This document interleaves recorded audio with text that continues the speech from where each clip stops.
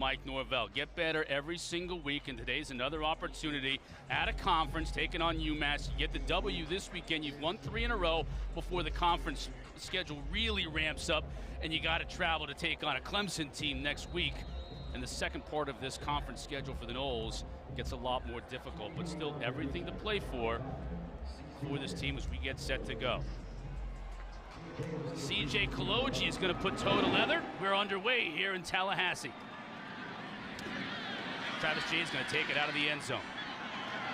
Sidesteps a tackler, still on his feet, gets out to the 25-yard line. That's where the Noles will start play today. Hopefully, may have had a fumble on the play. UMass players think he did. Waiting for the official call. I haven't seen anything from the officials yet. It looks like they're just going to mark it down unless they change their mind after a brief discussion. They're going to talk about it because Travis Jay was in a pile. The ball did squirt out. The question is whether he was down or not, obviously, but. Ruling on the field is a runner down. First down, Florida State. Ruling on the field is that Jay was down. Let's take another look at this. This would be a great start for UMass if they could get this overturned. And you see Travis Jay, I mean, he wants to run this one all the way back. I mean, that's his mindset all the time. And that ball is out. You see the defender, number 22, you see Johnson, look at his right arm. Watch him rip this football. That ball is out and in Johnson's hands before Travis Jay goes down. It should be reviewed and overturned. There it goes. Now we finally get it buzzed down. The previous play is under further review. Now they're going to review the play, and there you see his teammates talking to Travis Jay, and he's disappointed because, Mark, I think to your point, he knows that ball was out before he was down. Yeah, he did. You know, he was holding his breath. He was like, man, let's get this ball snapped so we don't have to look at this. But I mean, what a fantastic play, right? Play one, UMass. Heavy underdogs. You go down, you know, it's apparent. Travis Jay caught that ball in the end zone. There was no thought of taking a touchback. It was, I'm going to return this because I think we're facing an inferior opponent. Well, they get out there, and great job stripping that football.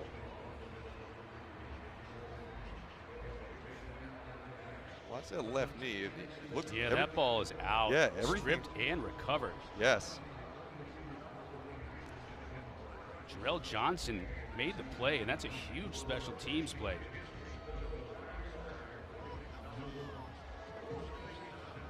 And talking to head coach Walt Bell for UMass, that's what he basically said. Look, in order for us to compete in this game, we need to have all 3 phases working together. No better way than creating a short field for your offense with a great turnover on the kickoff, opening play of the game. And when we talked to Mike Norvell too, Chris, the #1 thing he wanted his team to do was start fast. They've gotten in holes every single game, even the games that they have won, down 10 last time out versus UNC, and it's not a way to start fast for Florida State. Tom Zamorski's our replay official today, and he's taking a good look at this one and in conversation with Marcus Woods, our referee there on the right. There's the football right there, and you can see Jay's, he's still up in the air with that ball when Johnson not only strips it but makes the recovery.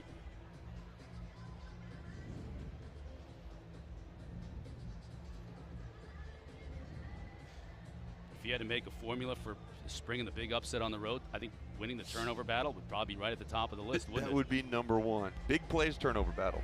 After further review, the runner was not down, and the ball was recovered by UMass at the 26-yard line. It'll be 1st and 10, UMass. So we won't see Jordan Travis. We'll see Brady Olson in the Minutemen offense with the football on the 27-yard line. Yeah, how about that? Man, yeah, what a big play. And all year long, it's been how does Florida State's defense, or how does their offense respond to big plays that go against them? This is an opportunity for them right here, but also an opportunity for Brady Olson, the true freshman at quarterback, to get his team in the end zone.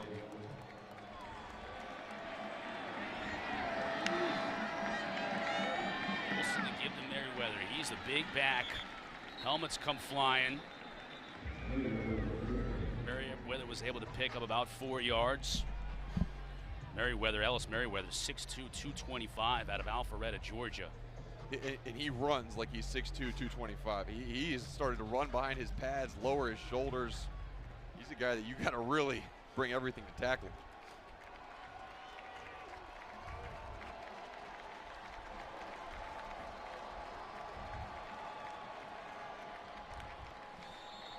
Flag down as Olsen was looking to throw out of the gun, and mistake here by UMass and moving back 5 yards. Snap infraction. Offense, number 68. 5-yard penalty. Second down. Albert Fagundes, forget about it on the infraction there. And that's what you obviously don't want. You don't want the penalties. Again, you're trying to beat a team that maybe is a little ranked a little bit higher than you, got more talent, but you also look at these formations. You got offensive linemen out towards the bottom of your screen, only 3 offensive linemen near the center. I mean, these kind of trick formations are other things that you can utilize your big players on the outside. Olsen to throw, has time. Air mails this one over the bench. Olsen, who has been the starter since game 2, the original starter at the start of the season. Tyler Lytle had a wrist injury. They really got it, they had that diagnosed after the first game. So Olsen, freshman, it's yours, son.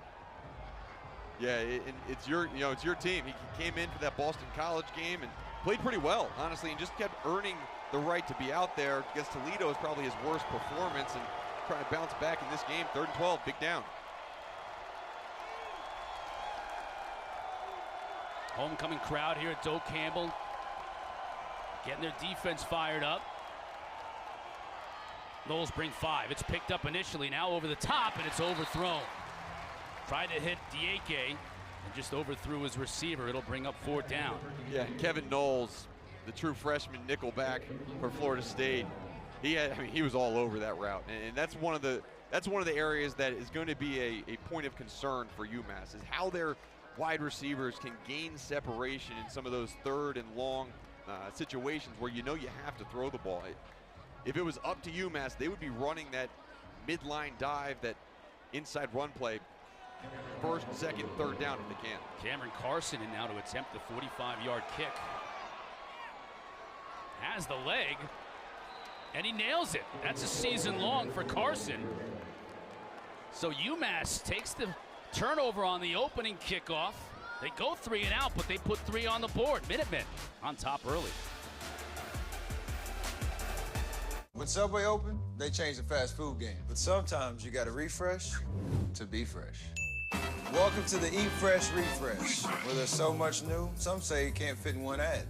I say, we're talking a new All-American Club, deli-style oven-roasted turkey, and... Oh, that's a new steak and cheese. Oh, yeah, I knew that. That's the one with the new seasoning. And that was the new MVP Parmesan vinaigrette. Right, which makes the next level foot... Hold up, the Subway logo? Wait, I'm out of time? I'm embarrassed to admit it, but I can't tell you the last time I looked at my credit card statement. Hi, I'm Yaya, founder of Truebill, a simple app to help you stay on top of your spending, save money, and make sense of your finances. It's an automated accountant for busy people. Download Truebill today.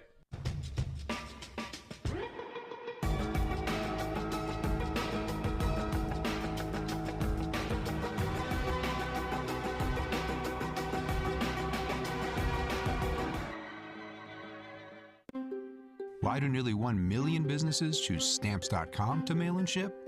No more trips to the post office. No more paying full price for postage. And great rates from USPS and UPS. Mail letters. Ship packages. Anytime, anywhere. For less. A lot less. Get our special TV offer. A 4-week trial plus postage and a digital scale. Go to Stamps.com/TV and never go to the post office again. Here's a scary situation. You turn your water on and nothing comes out. Then you look outside and you see water flooding your yard. When your water line breaks, it's likely not covered by your insurance or the city. The repair could cost thousands. I'm Tom Rusin, CEO at HomeServe. We do a repair every 49 seconds, and many are for water lines. With a plan from HomeServe, we'll handle the repair, and there's no worrying about a big bill. Call 1-866-513-7654 or visit homeserve.com. Hey, feeling good, like I should. Got that sunshine on my Sunday bed.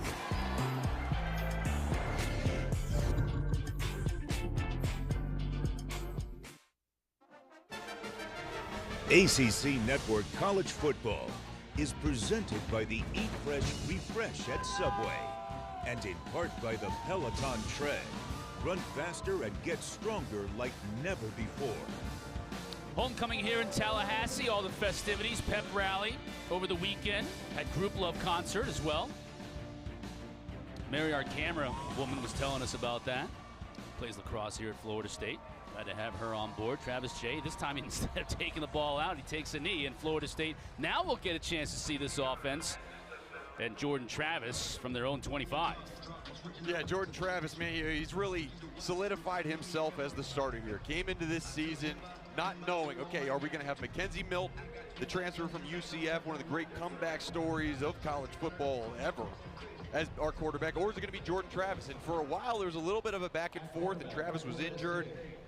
But the last 3 games, it's been clear that Jordan Travis has taken over, and it hasn't been just the legs. As we mentioned in the open, he is throwing the ball really well as well.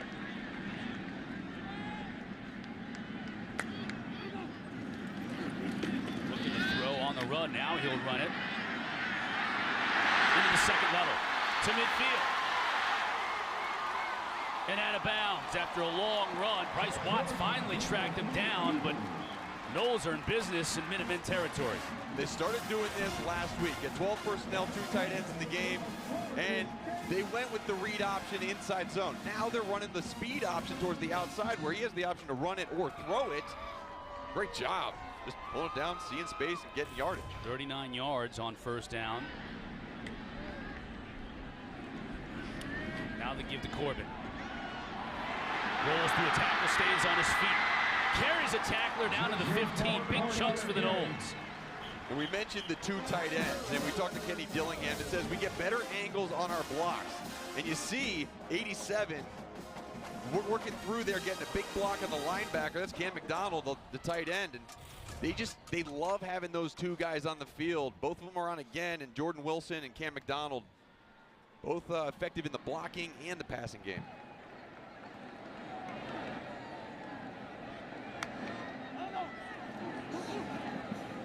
Corbin met in the backfield right away. Actually, it was a fake, and Travis kept it, but he also was dropped. Heavy and Pia was the one who dropped Travis, so fake. He faked it to the tailback, but it didn't help him. No, it didn't help him. The defensive line for this UMass team, it's probably their strength of their defense. They got some good guys up front. Billy Wood, 42. AVMP, number 0. You saw in that last play. Good pull by Jordan Travis. Understanding that his running back was absolutely taken out. Now the throw over the middle. Incomplete. Dropped by Ontario Wilson.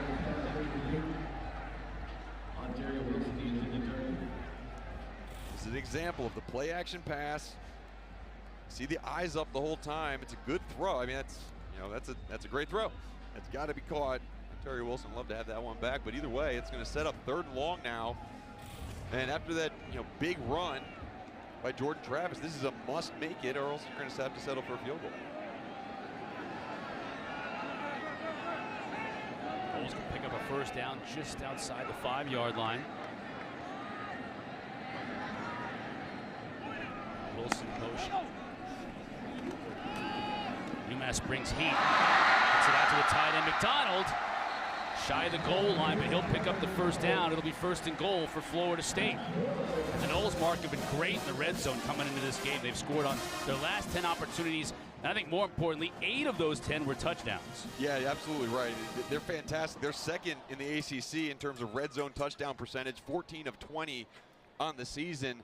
And really what they like to do is they like to run the ball. They like to run the ball up the middle, or they get Jordan Travis rolling out to his right, finding a tight end or a wide receiver.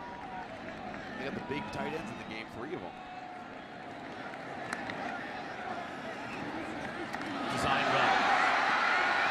Easy score that time for Jordan Travis. Red zone domination continues for the Noles. They take the lead. And you see why Jordan Travis has maintained that starting role and how his development is getting even better and better.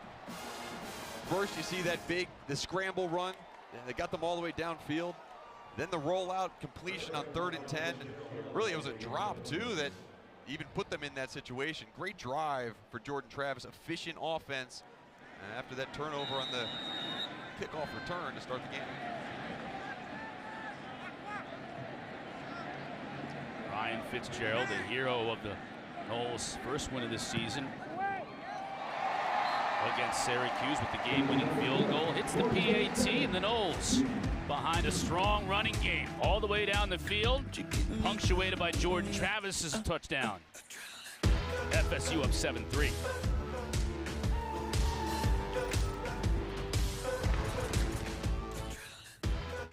Dustin Poirier wanted a better life, built it.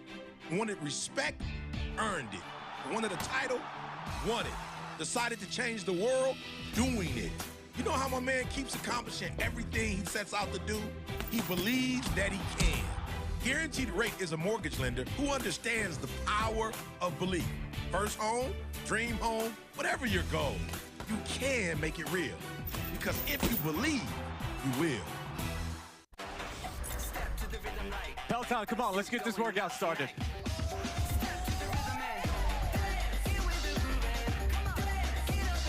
Heart rate stays up. We're moving to the mat. Let's go, Peloton. Bring that thunder.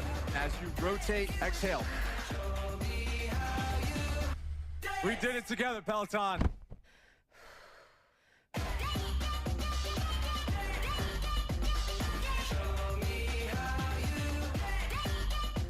Team, we've waited all year for this.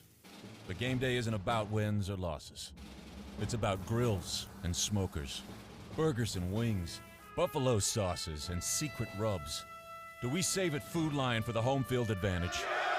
Do they have just what we need to go big on game day? Then walk out there with your heads held high and your sliders held higher. Because this is our home. And that's our Food Lion. These are Tecovas boots. They're everything a Western boot should be.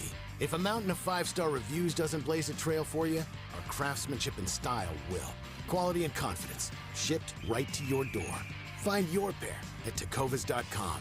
At Fingerhut, we don't define you by your credit score, so we offer low monthly payments on things you need and brands you trust as you build your credit history with a Fingerhut credit account. You do you at fingerhut.com. Fingerhut credit accounts are issued by WebBank under FDIC. Take a closer look at this Florida State season as we've just gone past the midpoint. Beginning of the year, not good. In fact, you could argue that Jack State loss on the last play of the game was the low point for this Noles program in some time, but they bounced back. Got the game winner against Syracuse here at home a few weeks back. And then really, Mark, I thought it was surprising that they went up to North Carolina and got the win on the road against the Tar Heels. Yeah, they were big underdogs versus the Tar Heels, but they went in that game. They were down 10 points early in that game, and then it was the defense. The defense had a couple of big stops, and then offensively, Jordan Travis, Jashaun Corbin, and Trayshawn Ward, they basically took over the game. It was a run-heavy performance, only 13 passes the whole game for Florida State. They just ran all over UNC. Parker Roadhouse will send it down to Eric Collins. Catches it out of 6. He's going to try and make something happen. Gets a nice return out close to the 30. You mentioned that the improving play at quarterback. When you look at what else Florida State has done, just in your mind, what's been the biggest differences here over the last really 2.5 games since the halftime of that Louisville game? Yeah, well, I think one of the big things has been penalties. Penalties were such a killer for Florida State in the first 4 games. You look at the last 2 games, they've only had 8 penalties combined in those last 2 games, and you see the difference in the penalty yardage. And when talking to Kelly Dillingham about their offense, he said, we're scoring about 3.4 points per drive when we're not committing a penalty. When we have a penalty, it's more like 0.8. So we have to eliminate those penalties, and they're killing drives. Olsen with a nice run of 7 yards on first down. They also didn't turn the ball over against North Carolina. First time all year they didn't do that. And of course here in the opener they turned the ball over, or here in this game, turned it over on the opening kickoff, which led to the 3 points put on the board by the Minutemen. Another interesting formation by the Minutemen. Offensive lineman down towards the bottom of your screen at the lead of that bunch. That signifies it's an opportunity to just throw it out to the wide receiver, get a O-lineman blocking a DB. Olsen will look to throw. Over to Merriweather over the middle. Nice completion near midfield. They'll move the sticks. So Florida State opting not to put a lot of pressure on Olsen here early. Yeah, and it's almost impossible to put a lot of pressure on Olsen when you have these funky formations. And what they're doing offensively, they're saying, look, we understand that we can't just run the ball. We can't line up and play regular offense against you, especially this defensive front with Keir Thomas, Robert Cooper, Fabian Lovett, Jermaine Johnson. So we're going to get you guys out in space. We're going to make you run sideline to sideline, and good job hitting the last pass over the middle. There are only 2 defensive linemen with their hands in the dirt. Now Olsen will look to carry. Gets it to midfield. Jermaine Johnson is there on the stop. Maybe just a yard shy. They'll mark him at the 49. Yeah, Walt Bell understands. He understands what this Florida State team is all about. He was offensive coordinator here in 2018. He's seen the guys in the locker room. He's seen them in the weight room. And he's seen his own guys too. And it's just, this is a growth program right now for UMass. And quite honestly, this is a great offensive plan versus a more physically dominant Florida State defense. Olsen with the pump fake. Didn't have an open receiver as he just had to throw that one out of bounds. O.C. Johnson was double covered on the outside. Yeah, that was, quite honestly, Brady Olsen, that was a good throw. He threw it out of bounds, which everything was covered. That's the one thing that's a drawback for that type of formation is that you're not getting a lot of good routes on the outside because these guys are covered up by offensive linemen. Now we bring up 3rd down, and it was a miss on the last 3rd and long. A little short, 3rd and 7, 3rd and 8. Olsen will look to throw, trying to hit that wide out screen, nothing doing. Nice play by Kevin Knowles, the freshman. Let me just talk to you a little bit about Kevin Knowles. This is a guy, he came into this organization being highly recruited and highly sought after, but he has improved so much. See, he's moving over from the other side of the field into the slot. Great job of attacking the ball carrier downhill. And last week, he was lined up covering Josh Downs for UNC, one of the best wide receivers in all of college football, man-to-man, under the majority of the routes. And quite honestly, the true freshman, Kevin Knowles, he had a day against Josh Downs. He played fantastically, and continuing that today.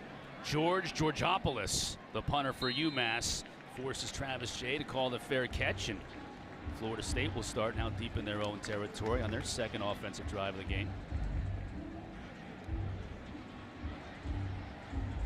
Well, Jordan Travis being a multi-purpose quarterback.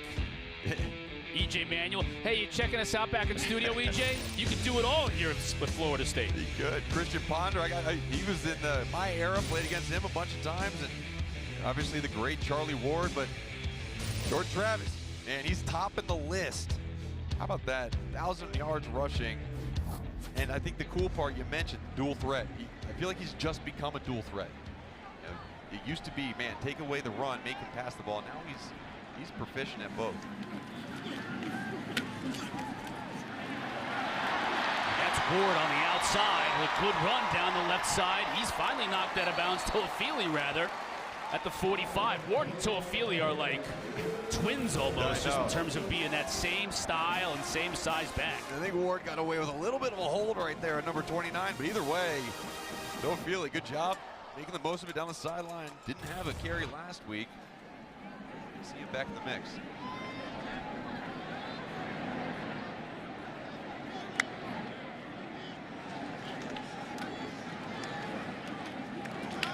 And the carry up the middle. That's Ward this time. Finds the yardage a little bit tougher to come by. Just lucky to get back to the line of scrimmage. You're going to see a lot of these 2 running back, even 3 running back sets. They feel like the running back group in the running back room is probably the best group of guys they have on this team in terms of talent-wise. So you're going to see Jashaun Ward, Toafili, Corbin, DJ Williams. You're going to see all these guys contribute in this game. Now they split Toafili out.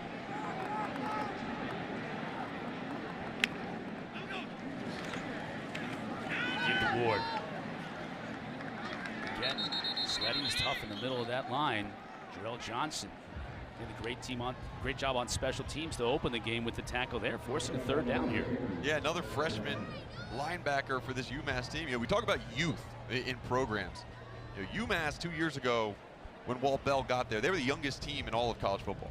And we talk about Kenny Dillingham and Mike Norvell. Like last year, Florida State was the youngest team in all of college football. So both these teams are just, you know, they're building. And they feel like once they get these guys a little bit older, a little more rhythm, more consistency out of them. Wilson in motion. A little pressure on the outside, but picked up. Receiver, that's Wilson out at about the 20-yard line, makes the catch. Big gain for the Noles on third down. They convert. Wilson's really been the big play receiver a lot in this year. Good job. We call this kind of, this is a post corner route. A little bit of a sail concept. Great job hitting in stride. Ooh, that looked dangerous. That mesh couldn't quite connect, and Josh Wallace breaking that thing up in the backfield. It'll be a loss of about 2. Do have an injured player on the field. That looks like Avian Pia for UMass, who's down right there on the near hash mark. Minutemen staff will come take a look. We'll take a break. Florida State on homecoming, up 7-3 early.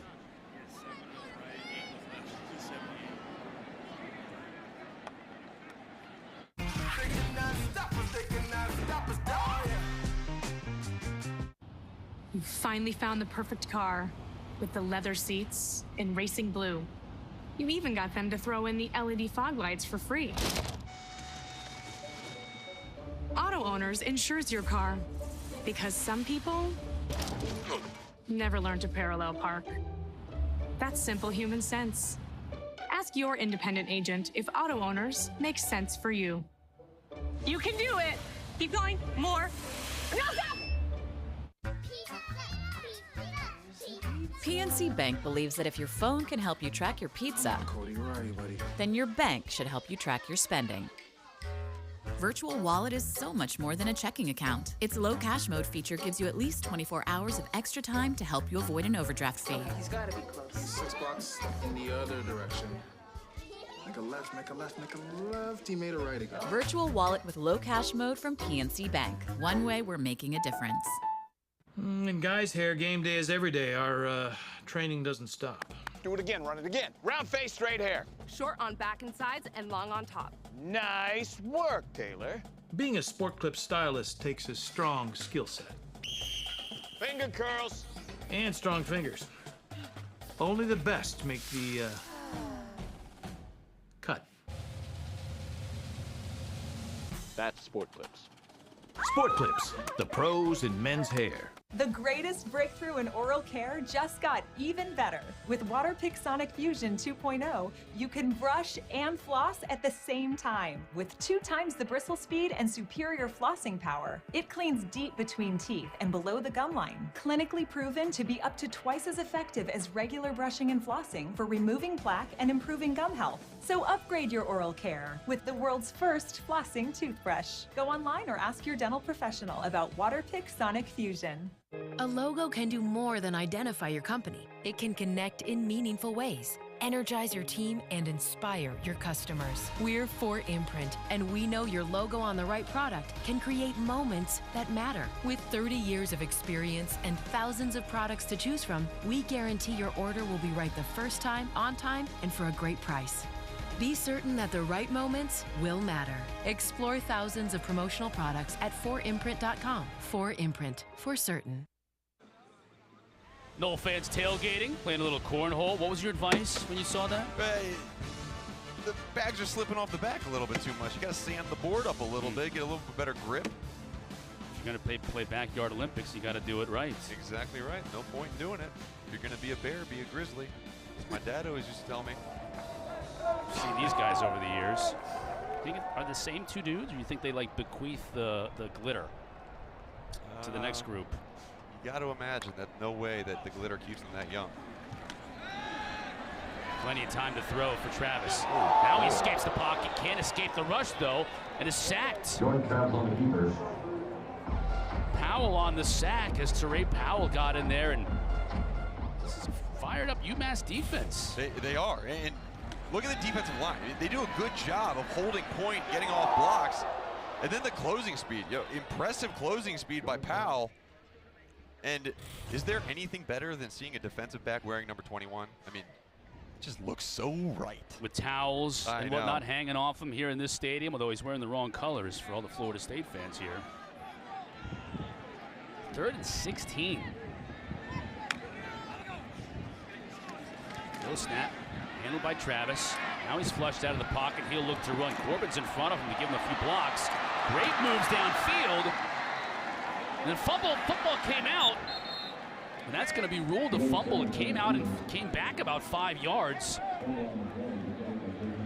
Corbin came back to recover, but that's probably going to take out any chance of maybe going for it on 4th down here for Florida State. Absolutely. And I mean, you see Norvell having a conversation with 13 as quarterback, and we talked to Norvell about the amount of hits that Jordan Travis takes in a game, and he said, look, 1st down and 2nd down, you can run, but just don't get hit. 3rd down, sometimes you got to go for it. That one was a little bit too long. I thought he maybe should have slid. Fitzgerald sneaks the field goal attempt inside the left upright, and the Noles increase their lead to 10-3.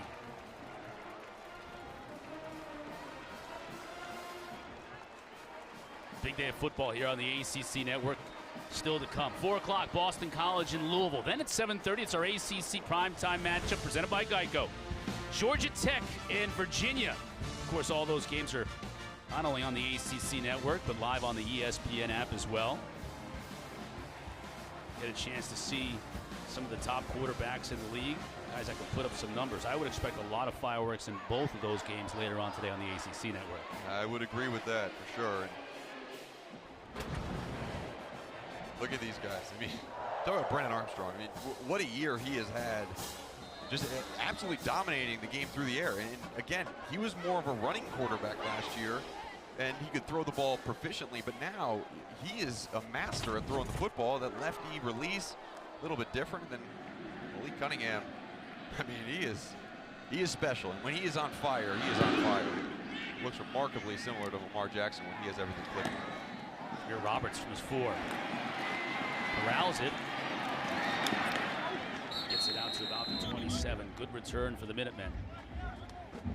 I'll tell you what, every time you get a return like that, you return the ball past the 25, or you stop Florida State and hold them to a field goal, or you get a fumble recovery on a kickoff. Those are all signals that are signaling to the UMass team, we have a shot in this game. And great job. I mean, great job by Walt Bell. I mean, his team believes that they can win this game, and every single time one of those plays happen, that belief grows, and that's something that Norvell's going to have to talk to his team. He's talking to them about starting fast. They have not started very fast on either side of the ball. Olsen will look to throw.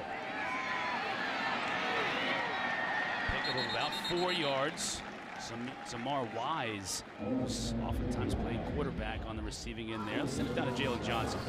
Yeah, guys, you were talking about earlier how Coach Bell said they need to do the little things, little tricks and things to try to get them in this game. And when defense was coming off the field last drive, they were smiling, high-fiving each other, and they feel like holding Florida State to a field goal down here is a win for them.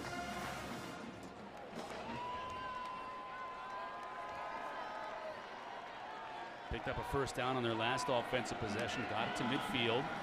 Now 2nd down here, a little razzle-dazzle on the reverse. Florida State stayed home, though. Wise was only able to get a couple on that one. And back to what Jalen was talking about, it was a win for the UMass defense. And now, I mean, the only problem is you got to get some production on offense. You had the one completion over the middle to your running back, Ellis Merriweather, and quite honestly, with the size and power that Merriweather has, I'm surprised they haven't done more runs up the middle with him. Now he's going to line up all the way split out to the bottom of the screen, and Florida State looks like they're lining up for pressure with 33 Amari Gaynor close to the line of scrimmage. Now he backs out and they bring just 4. Nice pitch and catch, though, over the middle for the 1st down. Give me all of that throw, Brady Olson. Okay, that was into a tight window. There was zone coverage by the linebackers and then kind of man-to-man on the outside. Good angle route by his wide receiver, Eric Collins, the NC State transfer, but a perfectly thrown ball by Brady Olson. That's the type of stuff that he can do, and he has shown it before, just not consistently yet. Another one of those formations. You only got 3 offensive linemen where the ball is. How tight these guys are at the top. 3 of them almost locking arms. Those guys are all on the line of scrimmage, so only one can go out. Pump fake, has a receiver open and just missed him. Eric Collins was the receiver, and Akeem Dent was closing in fast. That was a pretty tight window, though, but he did have him open. Yeah, Akeem Dent was not closing fast enough, because if that ball was on the money, Eric Collins was catching that for another first down. And Eric Collins knows it. He knows it. He got up shaking his head, but some of these plays that are going Florida State's way with the drops, but those hit,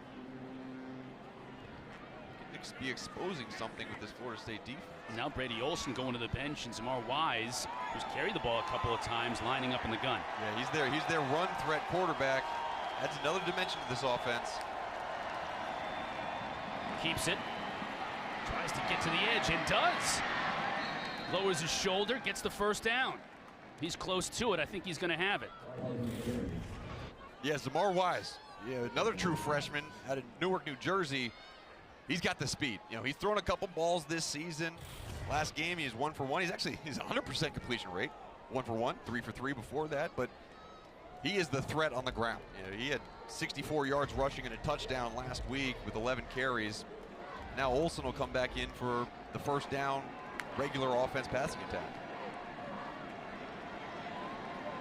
Merriweather flanking him in the backfield.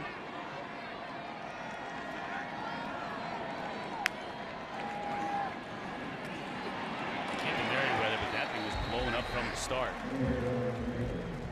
Yeah, Jared Jackson, number 48, he was right in the backfield immediately. They're excited about Jared Jackson. He was injured last week, transferred from Louisville. Good job getting in the backfield, but it's very interesting, right? We called the Florida State-Syracuse game a couple weeks ago. They felt like they couldn't really run the ball versus Syracuse, and they ran a lot of these screens out to the outside. Very similar formations to what we're seeing from UMass, who probably doesn't feel like they can run the ball on the inside versus this Florida State defensive front. Fast-moving first quarter now, ticking down to about a minute. Merriweather back in motion into the backfield. Olson to throw. Intercepted! Oh no, it was dropped! Oh my goodness. Jarvis Brownlee saw that big red patch of grass over here known as the end zone in front of him, and he couldn't bring it in. Oh, Jarvis Brownlee, wow, okay. That's going to be a tough one, and he's not going to hear the end of that probably, but again, it's some of these timing routes. They lined up in the bunch, exploded out of the bunch, 2 guys going to the flat, and one of the problems Brady Olson's had is he's seen wide receivers open, but he hasn't looked to where he's throwing the ball out in front of him to lead them. That one was another pass right to a defender. Now 3rd and 12. Empty formation. Over the quarterback's head. Olson's just going to have to throw this one away. That play and the timing was completely blown up by the fact that Olson couldn't bring in the shotgun snap, and Jackson was right in the backfield immediately forcing this punt. And you see Jared Jackson again. We call his name again. Jared Jackson is listed as a backup defensive lineman. However, what he can do, you've seen in the last 2 plays, anytime that a Fabian Lovett or a Keir Thomas or Jermaine Johnson needs a rest, right? Because these guys play a lot of snaps at that defensive line position. He can come in and make a huge difference on that defensive front. Georgopoulos to punt. Travis Jay with another fair catch at his own 5-yard line, and Florida State will once again have to scrimmage from deep inside their own territory. 150 yards of total offense, though, so far for Florida State, and a great majority of it on big chunk plays on the ground. Yeah, big chunk plays on the ground, whether it's Jordan Travis or we saw Trayshawn Ward do it as well. Toafili had a big run. You're right, yep.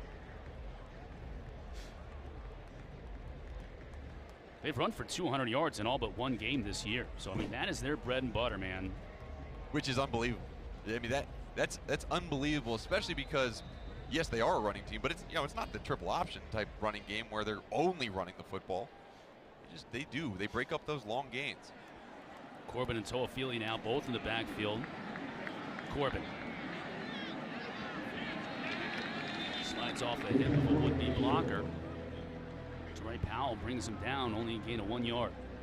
And the penetration, right, by Massachusetts, been impressive. These guys understand that we're not going to just match up and body these dudes. They're picking gaps. They're firing through the gaps. And it disrupted the Polars on that last play. Just a minimal gain. And that's not something we saw last week when Florida State played UNC. Those went for big games, so credit to UMass defensively for getting upfield, breaking up those pulling guards. Give to Corbin again. This time he hits a big hole and takes it into the next level. It'll bring up 3rd down and short. And that will presumably be the final play of the first quarter. It will be. So the Minutemen cashed in on a Florida State turnover on the opening kickoff and put 3 on the board. Since then, it's been all FSU. Up 10-3 here after 1 in Tallahassee. I choose Hulu. Woo! Hulu. Flip like cable, stream like Hulu. Time to have Hulu plus live TV. College hoops season right around the corner. Our Nothing But Net men's season preview show Tuesday night at 8 o'clock. Mark, see that crew there on the bottom left? They're like you and I were on like August 22nd. They're foaming at the mouth for basketball. And the preview show is on Tuesday. First down here for the Noles. This is going to be another first down. Big pickup by Malik McClain. The freshman on his horse all the way down inside Minutemen territory.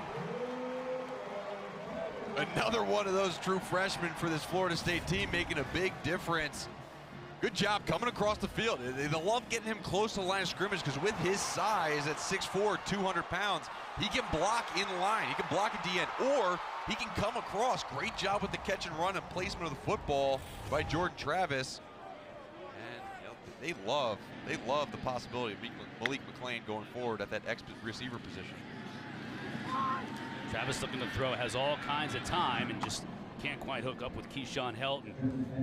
Malik McClain, we did their spring game for the Noles, and he was an early arrival along with Joshua Burrell. Burrell's been banged up all year, but McClain, that's just his 9th catch of the year, but he's giving Florida State fans glimpses of what they can expect in years to come. Yeah, he is, and he was phenomenal in the spring. And he was fast and used the deep ball. And we talked to Kenny Dillingham about, hey, you haven't used him that much. He said, man, think about this guy. He's come out of high school, and then he goes right into this program. His body has never worked this hard for this long, and they can get 1 or 2 or 3 good plays like that last one out of him per game, and they're going to utilize it. Corbin looking to break tackles and break several of them. Gets about 7 or 8.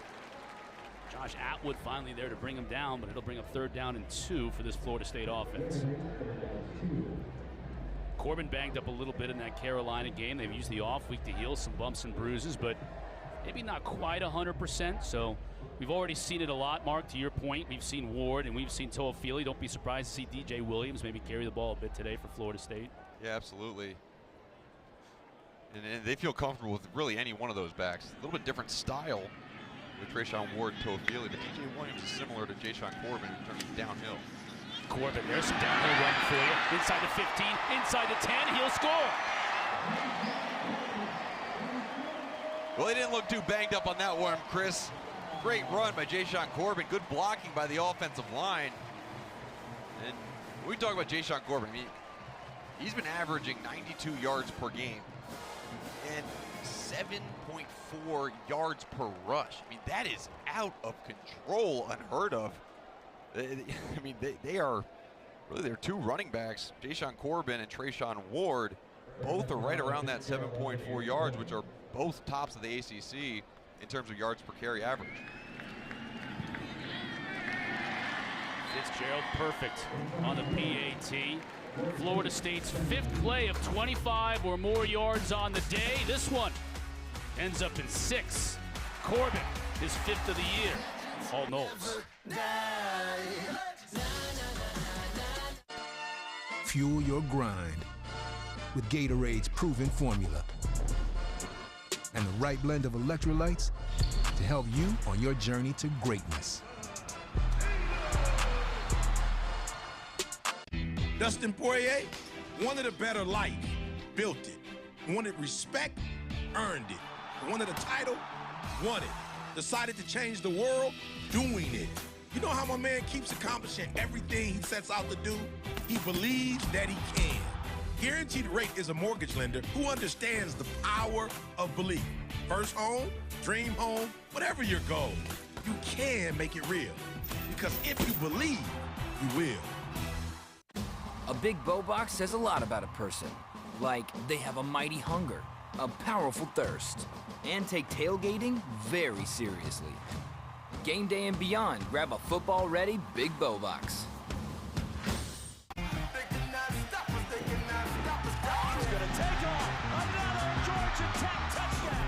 Armstrong has Kemp. Can he get in the end zone? He does.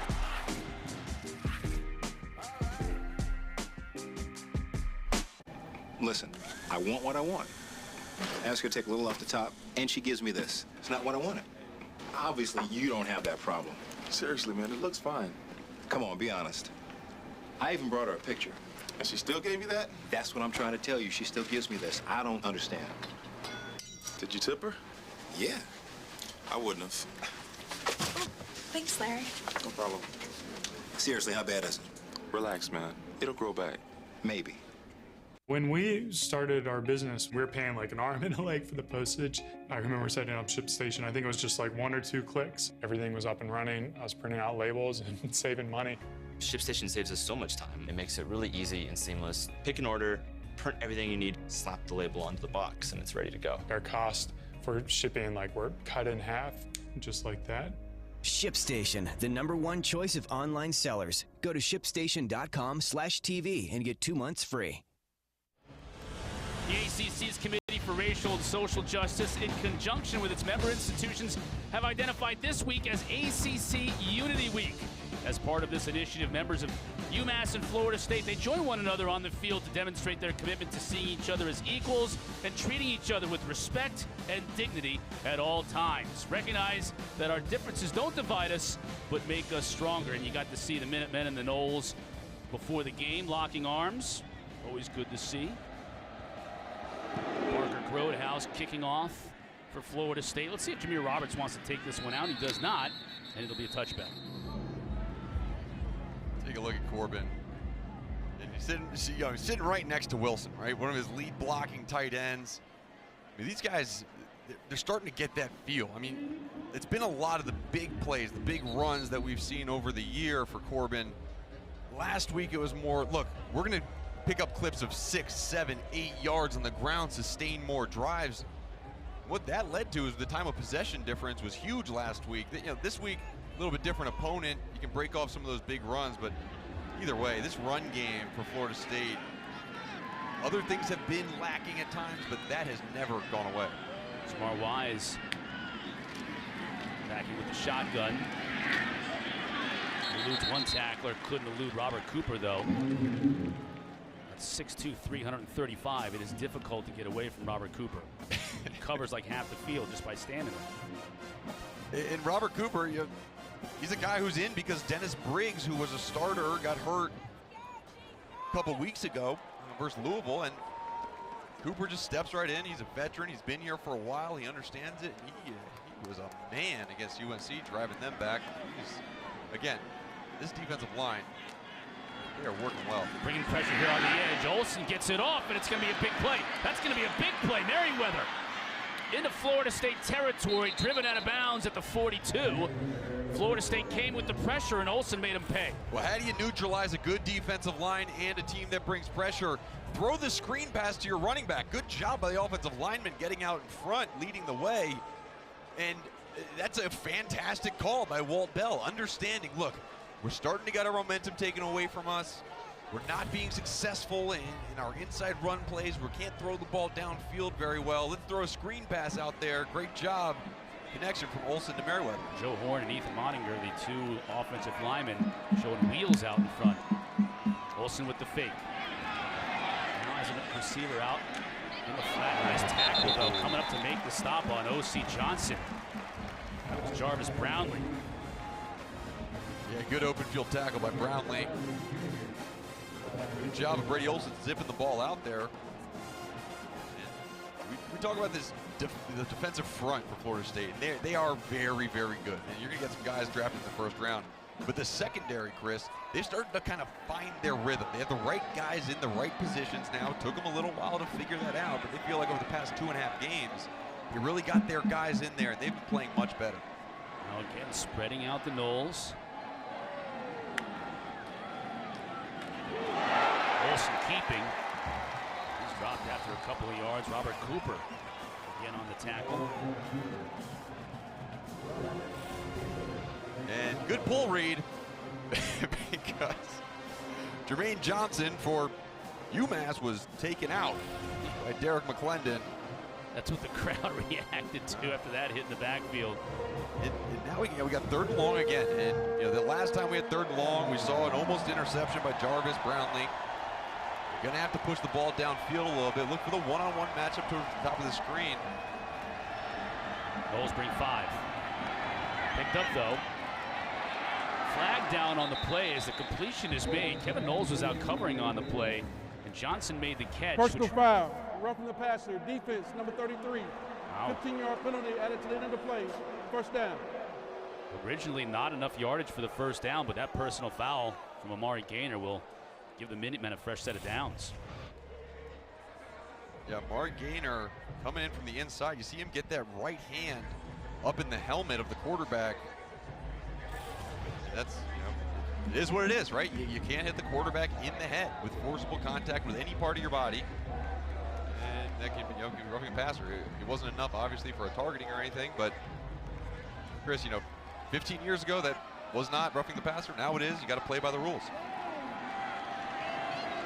And now UMass just on the outskirts of the 20. End around. That's got a big play opportunity in front of it.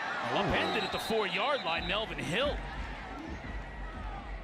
Brownlee saved the touchdown, but UMass is now 1st and goal at the 4. You want to neutralize a defense that's aggressive. Make them run east and west, sideline to sideline, rather than north and south. Good job on the double reverse. Again, you're picking up big clips of yardage, and you're right down there. This is a must-score touchdown situation for UMass in this game. Olsen looking to throw. Pressure. Ooh, that's a dangerous pass. Had one receiver and 4 Seminoles in the area. Keir Thomas was applying the pressure. Olsen's testing out his throwing arm. Shoulder maybe is bothering him, but yeah, it's not a throw you want to make. Walt Bell will have that conversation in the film room. Just throw that ball away. There's 1st down. You got a couple more to get it, so here we go again.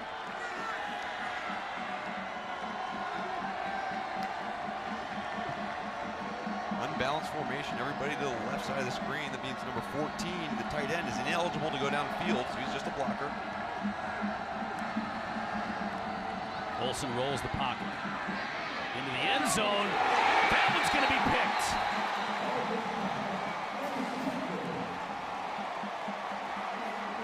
And there you see Walt Bell, who knows this is a process with his freshman quarterback, as Jamie Robinson, transfer out of South Carolina, makes the pick. And that's frustrating for Walt Bell. Great for Florida State defensively, but frustrating for Walt Bell. Noles turn the Minutemen over in the red zone.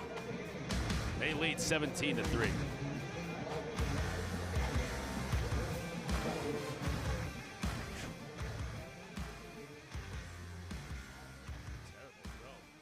Stay tuned to save $10 on Tack Shaver.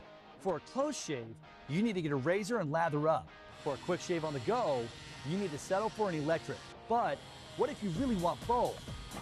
Nick Bolton here with the newest addition to our tactical line, the Bell & Howell Tack Shaver. Designed with the needs of our military in mind, Tack Shaver gives you a quick, razor-smooth shave whether you're at home or on the go. It even has a built-in trimmer for sideburns and beards. And it works wet or dry for a great shave in even the harshest conditions. That's right, the Tack Shaver is completely waterproof. In fact, you could even use a Tack Shaver underwater and still get a great shave. Navy guys, Tack Shaver is small and compact, so it slips easily into any pocket. Yet it also has 3 powerful rotary heads that can easily take on even the coarsest hair. To prove it, I'm going to do something I never do. Shave.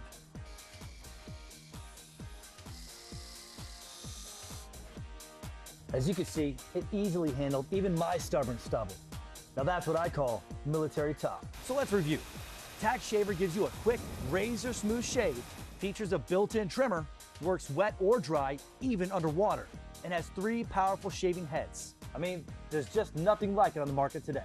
Tack Shaver is $29.99, but act now and we'll take $10 off, so you get it for just $19.99, and shipping is free. But wait, call or click today and you can get a second Tack Shaver. Just pay a separate fee. Tack Shaver is the only shaver that features genuine Bell & Howell precision and quality, and is backed by our 10-year warranty. You can get 2 Bell & Howell Tack Shavers with this special TV offer. Here's how to order.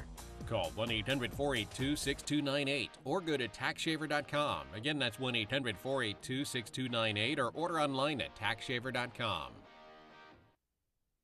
2 weeks ago, Jordan Travis and the Noles got a road win in Chapel Hill, and as is the custom here for the Florida State Seminoles, cutting a piece of the turf from Kenan Stadium and bringing it back to plant in the sod cemetery. Big road wins. They cut some turf and planted out there, and I guess you could call it a viewing of the sod today until I think 3:30 is the time you can go and check it out here in Tallahassee. Sod casket, and that's artificial turf, so that'll be there if they ever feel like digging it up years down the road and check out that little bit of blade of grass. It'll be there. Travis, now this is what he does so well. When the play breaks down, he picks up yards on his own and he picks up a first down. Yeah, he does that really well, and it was good coverage on the back end by Massachusetts, and so that was a necessary pull and run. Dillingham wants that next progression for him to be able to just feel comfortable in the pocket, right? If guys are covered, then that's one thing. But if guys are not covered and routes are still developing downfield, Dillingham wants his quarterback to just feel more comfortable in the pocket, stay in there, continue to make his reads downfield. But it's nice to have that in your back pocket. And when you pick up a first down, on first down, run out of bounds. Save yourself the hit. Yes. He has 33 carries in the last 2 games, Mark, so as long as you run smart, that's what Coach Dillingham's looking for. Run up the middle. That's Ward. Give him about a yard. You know, he mentioned it was interesting when we were talking to offensive coordinator Kenny Dillingham about Travis and taking hits. He said, watch Kyler Murray at the NFL level. He's brilliant at not taking big hits. And Murray is so diminutive in size, he can play at that level with NFL linebackers and DBs trying to take his head off, but he knows how to do it. Yeah, and Murray's great at it. Yeah, that's a great example that Coach gave, because with that, with his stature, you just think, oh man, one hit, he's going to really just get it. But he is so good at just absorbing hits he does take and then going down and avoiding hits he doesn't have to take. Ward stiff arms at midfield, stays on his feet. Big run by Trayshawn Ward. It took Teray Powell to bring him down, but not after yet another big chunk gain on the ground for this Florida State rushing attack. That's 23 more. Man, that just looks good. You just look at that run and you're just like, man, that's a very good running back. Understands the lanes, hits the right hole, breaks the tackles. They're doing something right, coaching up these guys, these running backs from Florida State. Look at that rushing yard disparity right there, 183 to 37. Mentioned the Noles, one of just 11 teams in FBS to run the football for 200 or more yards in 5 games, and they're on their way to 6 as we get a flag on the play. This looks like a face mask. Personal foul, face mask. Defense, number 42. 15-yard penalties added to the end of the play. First down. Billy Wooden guilty of the infraction. 15 yards that UMass does not need to give Florida State. Yes, he just reaches out his hand, tries to bring down the running back. Good call by the officials.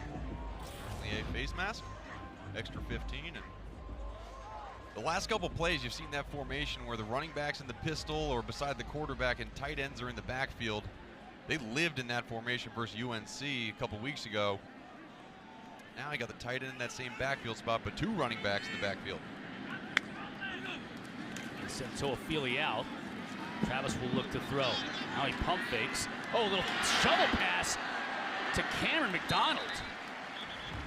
McDonald made a nice catch and took a pop. Yeah, he kind of gave a pop too, Chris. You know, this was a throw again. You just start to see, okay, oh no, his head's turned. There's a defender right there, but that's a big number, 87. And he delivered the hit on that one. He did deliver it. That's Toafili.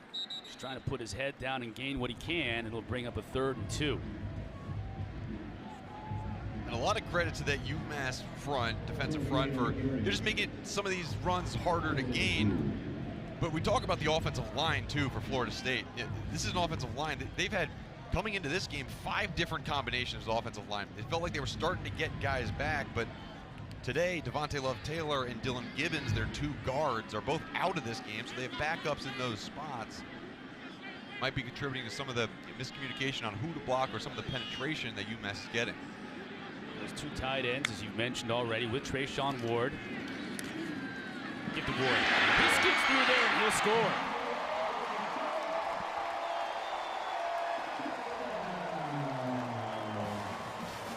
Great vision. Absolutely phenomenal vision by Jashaun Ward. A good play design by Kenny Dillingham. He talks about creating longer surfaces, more surface area of the line of scrimmage, meaning the offensive linemen, the blockers. Created that to the right side, and then Jashaun Ward just cut back to the left side where fewer defenders were. Easy touchdown. The Noles have gone over 200 yards rushing on the day. Fitzgerald makes it 24-3. They average 207, sitting on 206, and we're just in the second quarter. Ward, Corbin, Toafili, Travis, all getting it done on the ground today.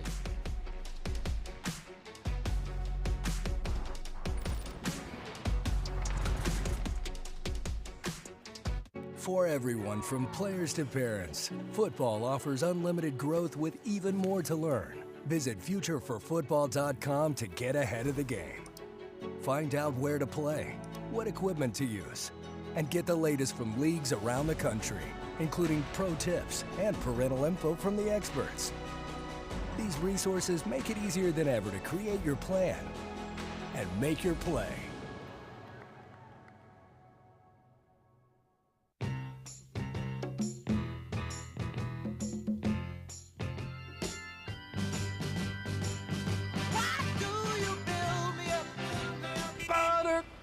Cup, baby. Up would be the operative word there, pal. Yeah. All right, have a good day. If you ride, you get it. Oh, wow, we're really backed up. Geico Motorcycle. 15 minutes could save you 15% or more. Since our beginning, we've looked to inspire and nurture each other by asking, what's possible? What's possible when we connect? What's possible when we come together? Kayla. Oh, is it okay to hug? When we open our hearts. This is like the best date I've ever been on. When we grow together.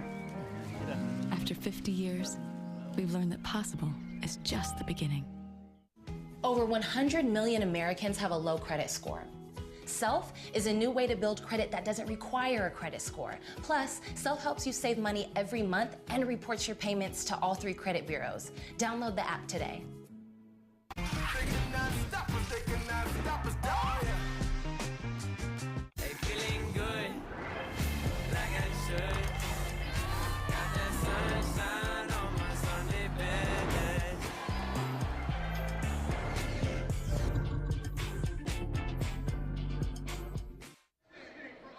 You're watching ACC Network Football presented by Subway, Florida State's ground game. As we have seen all season long, just continuing to do what they've done so impressively. 24-3 our score with 6 minutes left to go in the first half here at Homecoming, where we will not see a homecoming king and queen at halftime. We'll see a chief and princess. Yes. Sticking with the theme. Roberts allows it to go over his head. You know, speaking of themes, we talked to Walt Bell, the head coach at UMass, and he says, look, I'm building this program from scratch. I have to go far and wide to get my players. How about his center, Dalton Tomlinson, whose nickname is Bubba on this team, and Johnny Hazard, his offensive linemate, told us about that. I wanted to see where he was from, so I looked up Beaver, Ohio. Here is Beaver, Ohio. Population 495. And when I went on Google Maps to look up Beaver, Ohio, the picture that they showed me was a field. Just a field out in the middle of nowhere. So I said, okay, well, let me see where Johnny Hazard is from, the right tackle. As we look at first down here, Merriweather tries to stretch it, and he gets strung out. That Florida State defense there to bring him down after a loss of a couple of yards. So I looked up where Johnny Hazard was from. That's Mount Eula, North Carolina.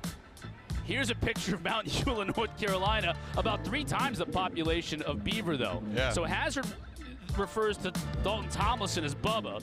Now Hazard, who was a very good basketball player, I thought so at North Carolina in high school, but he hails from NASCAR country. That area north of Charlotte, that's like, you know, moonshining and bootlegging back in the day, and that was really the beginning of where NASCAR got its start, the Kannapolis area and over toward Wilkesboro. So it's kind of cool to see these small towns where, you know, Walt Bell is having to go to build his team, at least to start out with. Here's Merriweather. Close to a first down. Now he's from Alpharetta, Georgia. That's a suburb of Atlanta. So it's a little bit of a different story there. But again, UMass, North Carolina, Ohio, Georgia. And you know, that's a part of what he needs to do to build this program. We talked about him. We said, you know, how's the rebuild going? He said, this is more like just a regular build. You know, there never has been a UMass team in FBS that has been very good, quite honestly. And so he said, look, we're basically starting from scratch here, and they're getting some of these guys. And you know, the 2 you mentioned are 2 guys who really contribute from these small towns. Good job recruiting by Walt Bell. Third down, Knowles showing a little bit of pressure here. Merriweather met in the hole. He's going to be dropped short of the first down. That was Amari Gaynor right inside there, and he was joined by DJ Lundy. Good job. You see 46 just fire downhill. DJ Lundy. They really have 3 linebackers that rotate a lot in this game. DJ Lundy, Callan Deloge, and Amari Gaynor. And each one is a little bit different. And DJ Lundy would be the guy to come downhill and take on a pulling guard, to stop a big running back. And you saw right there how effective he is at doing that. Georgopoulos, a low kick, but it's going to take a UMass bounce, that's for sure. Rolls out of bounds at about the 24. Knowles offense back on the field with 3:46 to work with, already up 24-3. Zaxby's Boneless Wings meal couldn't possibly get any better. I stand corrected. The Great 8 Boneless Wings meal with your choice of sauce, just $7.99, only at Zaxby's. And see Ghostbusters Afterlife exclusively in movie theaters. I'm embarrassed to admit it, but I can't tell you the last time I looked at my credit card statement. Hi, I'm Yaya, founder of Truebill, a simple app to help you stay on top of your spending, save money, and make sense of your finances. It's an automated accountant for busy people. Download Truebill today. I never thought I would experience hearing loss. And I thought he just stopped listening to me. The real problem was I could hardly hear what she was saying. But I found something that helped me hear every word loud and clear. It's called Power Ear, from the good people at Clean Zone. And now he hears me and the TV and our friends in crowded places. Plus, it's a real joy to hear my kids and grandkids the first time. I love you, Grandpa. And this is important to know. Power Ear is not a simple sound amplifier. It's a patented state-of-the-art digital hearing aid that I can separately adjust the high and low sounds to customize it to the way that works best for me. It's just like adjusting your radio, but for your hearing. I love that Power Ear is FDA registered, so we trust it with our ears. And we didn't need an expensive prescription, a hearing test, or a visit to the audiologist. We just ordered it directly from Clean Zone. Plus, there was no convincing him to wear Power Ear. You barely know it's there. There's no batteries to buy because it's rechargeable. And the best part is we didn't feel taken advantage of by high-priced promises because Power Ear is so affordable. Look, we were told we'd have to pay up to $3,000 for a hearing aid, and that's not right. But we got our Power Ear for much, much less, just $99. Now that's something we all can afford. And we got to try Power Ear for 90 days with a full money-back guarantee. Listen, Power Ear helps me live my best life, and it can do the same for you. There's a phone number and a website on the screen to get your Power Ear. You'll be glad you did. You can call or go online to get your Power Ear digital hearing aid for the factory direct price of just $99. And because it's from Clean Zone, it comes with a full 90-day money-back guarantee. There's no prescription needed. Simply call or go online to mypowerear.com to order. Time now for today's Aflac trivia question. When was the last time neither Florida State, sorry, I again jumped the gun on the duck. I keep doing that.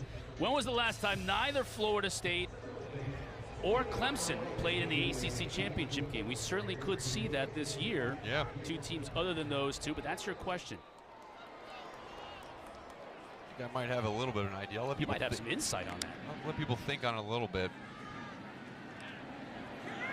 Ooh, Fake to he's open. Toafili. He's That open. receiver wide open. That's McClain. He just overshoots him. Good throw. Good throw by Jordan Travis. I think that was a good job. He put it out in front of the wide receiver, and Travis is slapping his chest because he thinks it was overthrown. But to me, you got to keep your head down. When you're on these go routes as a wide receiver, you keep your head down and haul until you see that ball thrown. And then when you locate the football and you see it out in front of you even more, you can put your head back down and increase that speed and peak up a little bit later. That's going to be, again, true freshman wide receiver. But I feel like in the future, that's a catch he can make. Fake to Corbin. Quickly out here to help. Stays on his feet. Now gets a block downfield. Helton is so slippery.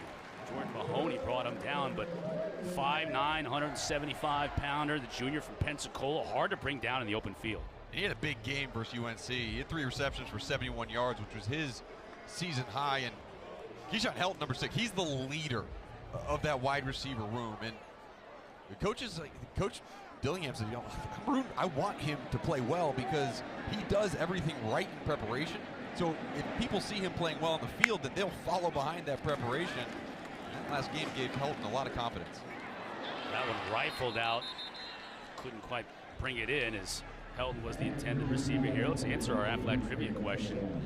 And I kind of thought maybe 2008, that was a championship game I played in versus Virginia Tech. And it's kind of a dual matchup, 2007 and 2008, Boston College. There we go. First Virginia Tech. There it is. I'm sorry to put that score up, though. That's all right. It's the truth, right? You can't be mad at the truth. Just do better in the moment. I'm sure both of those programs right now would love to make an ACC championship game again. They've all got designs on it. Everything's wide open right now with Clemson coming back to the pack this year. Everybody feels like they've got a shot, so it's kind of a fun league to watch. These running backs are fun to watch if you're a Noles fan. Corbin. Another first down. Billy Wooden on the stop, and they're moving the chains once again. Yeah, there you go. What's with the ball in your hands? What's going on this play? That was my second fumble recovery of the day. Trying to run that one back. Tyrod Taylor was right in front of me. Unfortunately, he did bring me down on that play, but... How many tubes of Iblack were you wearing on that day? Oh, that was a full tube. Sometimes I would go half tubes. That was a full tube. Right. Touch it up at halftime. Corbin with a good run. 5 yards on first down. Josh Wallace there. You don't see too many guys in that neck roll gang anymore either. No, it's a shame. And quite honestly, I love the neck roll because it made me look bigger. Like, I'd walk off the bus with my neck roll on. Massive traps. Yeah, exactly.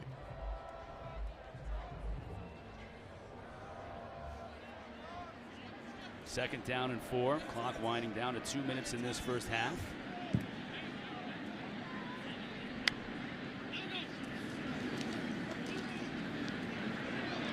Travis flushed out of the pocket, has a ton of room to run. That's what he's opting to do. And steps out of bounds. First down, Noles. And a lot of times you get that scramble drill, what you call it when the quarterback kind of breaks contain in an undesigned quarterback scramble, and all the wide receivers are supposed to work towards the sideline he's traveling. A couple times in this game, it's been really everyone on the offense has been towards the left side, which we saw there, and it was an unbalanced formation, so no wide receivers over the right. Good job by Travis just picking up the yards he could. Whistles blow this one before we get started. Timeout by UMass. Timeout, UMass. Their first 30-second timeout. All right, coming up at the half, our auto owners halftime report. Take a look at Wake and Army. Army is always difficult to play. Yeah, they are. Wake Forest and Army. Syracuse and Virginia Tech. And then we'll preview Clemson and Pitt coming up tonight. That's a good test for Pitt at home, because that defense is still gnarly. You know what I mean? Yep. So let's see if Pickett and company can have the success they've had all year long when they're playing really an elite defense at home.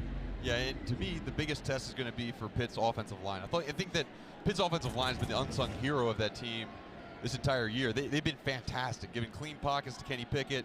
They're going against a Clemson defense that they're very good up front, so that'll be a good test. And you look at the FPI chance for the remaining schedule to win out. Clemson has the top percentage, even though I don't think they will beat Pitt. I just don't think they will. Williams. First time we've mentioned his name today, DJ Williams, the Auburn transfer. Florida kid coming back to his home state. He's a little bit more of a bigger back than the Ward and Toafili combo. And talk about Mike Norvell in this transfer portal. He's brought in guys that have really affected this team. Jashaun Corbin from Texas A&M, DJ Williams, you mentioned, from Auburn. Jordan Travis got there before his tenure, but he started at Louisville. I mean, they got a lot of guys making differences on this team that didn't start out here. Williams just trying to find a crease, and does. Gets through there. Now he'll go to the pylon. And he'll get there. Patient running by DJ Williams. Hole finally opened up, and he hits pay dirt. What a run by DJ Williams.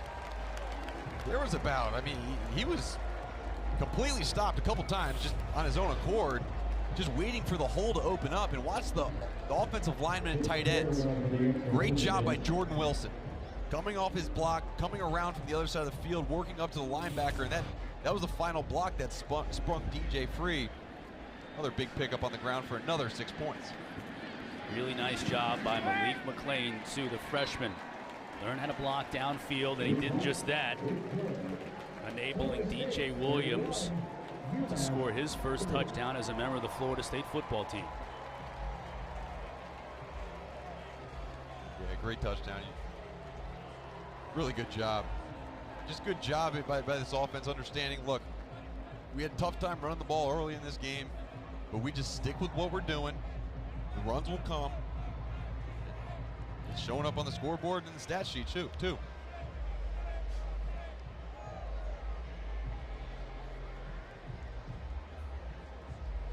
Minute 13 in this first half. If you're Walt Bell, what are you thinking here with that just over a minute? Yeah, I'm thinking right now, first of all, you can't turn the ball over. I'm going to hand the ball off to Ellis Merriweather. I'm going to throw a screen pass, maybe to start off this 2-minute drive, see if you get some yardage. But this is a situation where you don't want to make things worse. Wouldn't be surprised if you see number 6, Zamar Wise, come back in this game. Do a little zone read option plays with him at quarterback. Missed.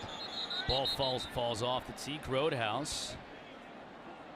Rather than kicking it like Super Toe style. If you lined up that football, if you had Super Toe back in the 70s, if you line up the football like that, you can kick what was the equivalent of a 175-yard field goal.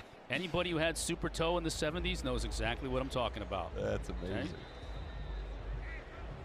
Yep, down again. Roadhouse, what's going on with that tee?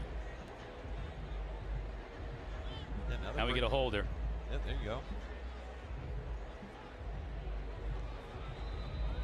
Jerry Jones comes in to hold it.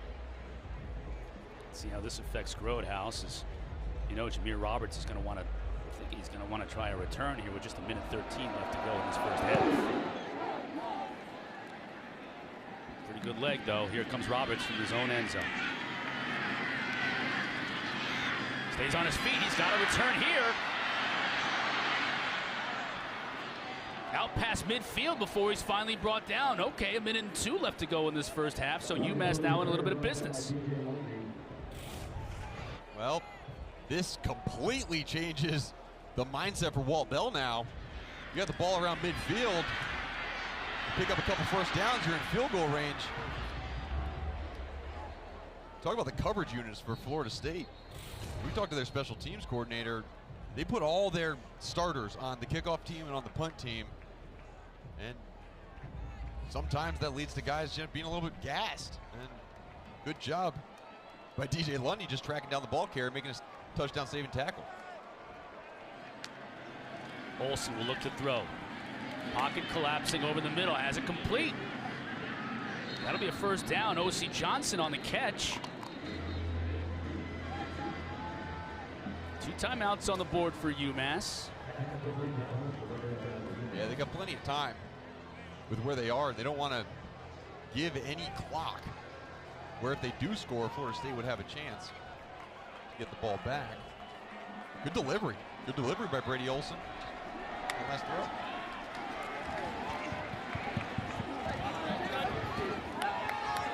Down the sideline, airmailed that one. Trey Petway was the intended receiver, but no chance to complete that one. 37 seconds now with 2 timeouts for Brady Olsen. Freshman out of Bellingham, Mass. Coach Olsen, or I should say Coach Bell, said this kid's going to be special in a couple of years. Just wasn't quite ready, and now he's the starting quarterback. Yeah, and they bring in Dieke, who's a 6'5" freshman wide receiver out of Georgia. You see him lined up right there in the slot. He could be a potential deep threat.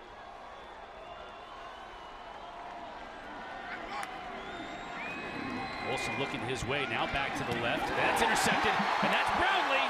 Will he make up for the one he dropped in the first quarter? One man to beat for the score. Touchdown, Florida State.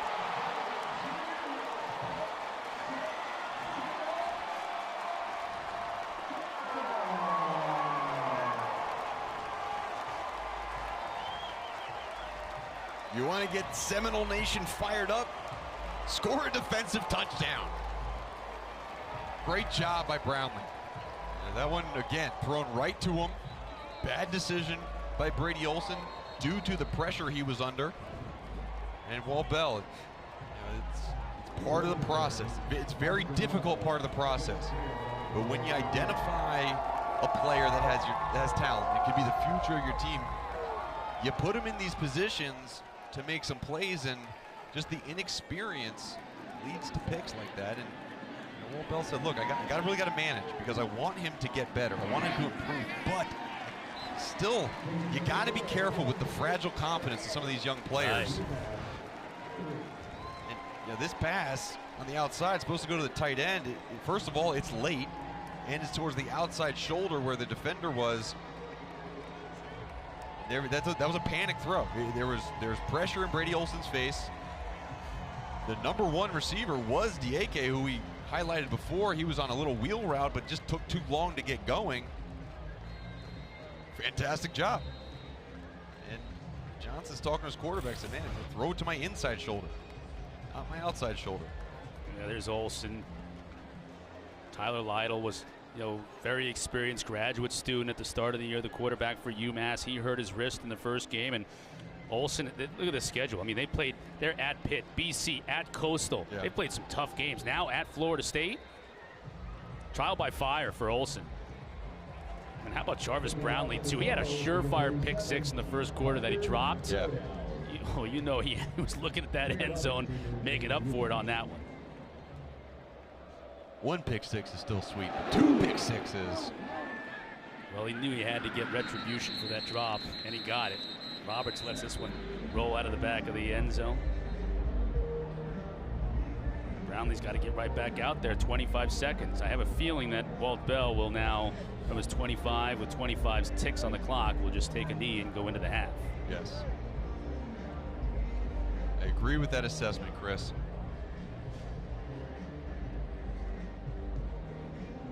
And Walt Bell, when he gets his team into the locker room, there are some good things that he can point out to these guys, especially the big guys up front. Offensive and defensive line, they've held up enough at times, and you have Zamir Wise back in at the quarterback, what maybe we thought they were going to do last time out, but that big kickoff return changed the mind of Walt Bell. Clock run out.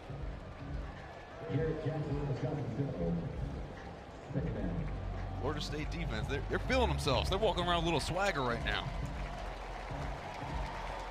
Noles defense with the pick six.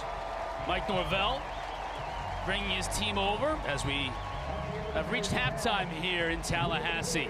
Florida State, they've run for 262 yards in the first half. They're up 38-3. Auto Owners halftime report after these messages. America, after the past year-ish, everyone deserves. Let's attack with the run, attack some perimeter stuff to get the defensive linemen who are such good pass rushers moving early, and then the play action downfield. And you look at the stats from this game, it's been dominant. 262 yards on the ground. They're going to need to have an explosive ground game as they move forward in this ACC lineup. That was our Subway game refresh. And it has been a dominant performance by Florida State as we are underway here in the second half on a gorgeous day in Tallahassee. And enjoying that day is Jalen Johnson down on the Sunsplash field. Jalen? I am sunny as always. I talked to Coach Norvell at half, and I asked him, even with this big lead that they have, is there something that he wants to change? And he was like, absolutely. He said he wants his defense to be more prepared for those unique formations that UMass is giving to them. But he said he is very proud of the way that Jordan Travis is running this offense. 3 different running backs have scored, and he's proud with what his team's doing right now. Yeah, thanks, Jalen, and that was appropriate. You mentioned that. That's really the way this UMass team has at least gotten some first downs today, is mixing things up, and they do it again here to start the second half with Zamar Wise at that quarterback spot. Merriweather with the handoff, not much running room. Yeah, they're running to that weak side of the unbalanced set, just trying to play a numbers game. But Akeem Dent, great job of coming up from that safety position, playing kind of that cover 4 safety where you're that extra piece in the run game where it's not an 8-man box, it's more of a 7.5-man box, utilizing Dent when they can.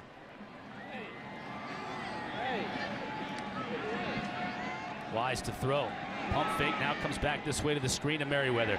Gets a block and gets free and picks up what'll be close to the first down. Let's see where they mark it. If it's outside the 25, and it is, first down. Yeah, this is how they've used Zamir Wise in the pass game. You know, we talked about he's 100% completion, right? But they've all been screen passes or those little short passes.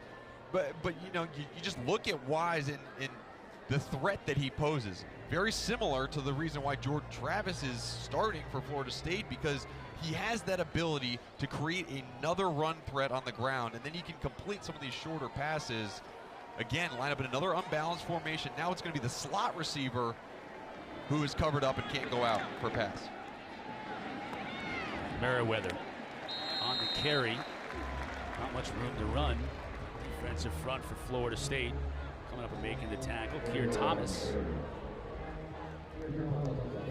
Keir Thomas, it's so impressive. We got a chance to speak with him this week on the phone, and it's so interesting, you know, how he came to Florida State. I mean, he started his career at South Carolina. He always loved Florida State, and he basically said, look, out of high school, I always wanted to be a Seminole. And then I entered the transfer portal, and I was going to give it some time. I wasn't going to take any phone calls. But then Odell Haggins called, and when Odell Haggins calls, you got to pick up. He picked up, he loved it, and he came. Wise. So you're talking about the quarterback, but it could also be a wise decision by... Yeah, by Wise. Wise by Wise. And he picked up about 4 or 5, but they'll bring up third down and medium. I thought Keir Thomas, yeah, to your point, when Odell Haggins, when you're from Miami and you've always loved Florida State, and Odell Haggins calls, and you're a defensive lineman, you listen. Yeah, you do. And the amount of time that Odell Haggins has poured into this Florida State team and this defensive line, you see all the people he's put out into the NFL, and that was the deciding factor for Keir Thomas. Get after the quarterback on third down 4. Wise. Nowhere to go, and he's brought down. That's Lundy. First sack of the day for Florida State, and that was loud. Yeah, good job. And Keir Thomas created that initial pressure, got pushed, and then Lundy with that secondary pressure, a little add-in stunt. You see 46 towards the right side of the offensive line. He's man-to-man on the running back. Since the running back stays in and blocks, he blitzes, picks up a sack. That's fantastic defense. for Florida State, and Adam Fuller, the defensive coordinator, has got to be happy with that adjustment mid-play by Lundy. Georgopoulos, another low kick that'll take a UMass bounce inside the 10. Very effective, as it'll be down at the 5, and the Noles will take over from that spot. Defense doing its job, so is the offense. They'll get another opportunity when we come back. Fuel your grind with Gatorade's proven formula and the right blend of electrolytes to help you on your journey to greatness. Team, we've waited all year for this. But game day isn't about wins or losses. It's about grills and smokers, burgers and wings, buffalo sauces and secret rubs. Do we save at Food Lion for the home field advantage? Do they have just what we need to go big on game day? Then walk out there with your heads held high and your sliders held higher. As this is our home. And that's our Food Lion.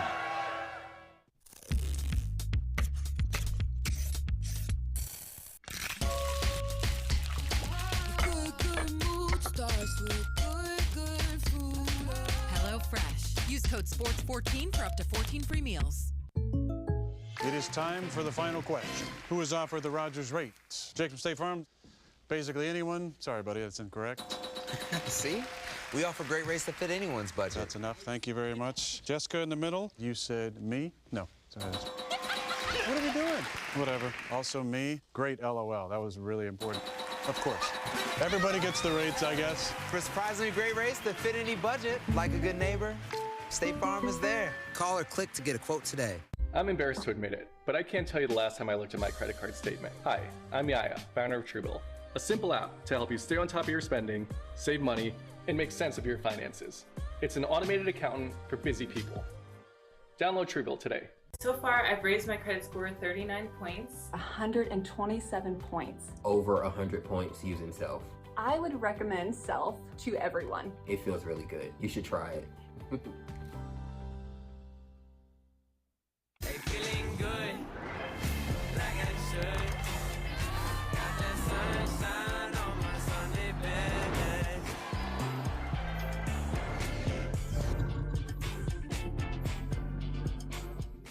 Noles' first possession of this second half as we take a look at the race for the Atlantic.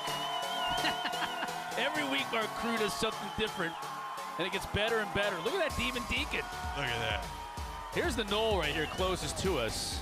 Florida State mascot. Look at this. Dirt coming off the heels of that Deacon. Yeah. They got a tough one. They're in a dogfight at a conference today against Army. Corbin. Hard run, physical run. Here you look at this Atlantic. The preseason likelihood by FPI to win it versus today. And Clemson, obviously the prohibitive favorite, as you would expect to start the year. Things haven't gone exactly as planned up there in Clemson, South Carolina. So teams like NC State looking to take advantage. It's been a while. Corbin bounces it, gets tackled out of bounds.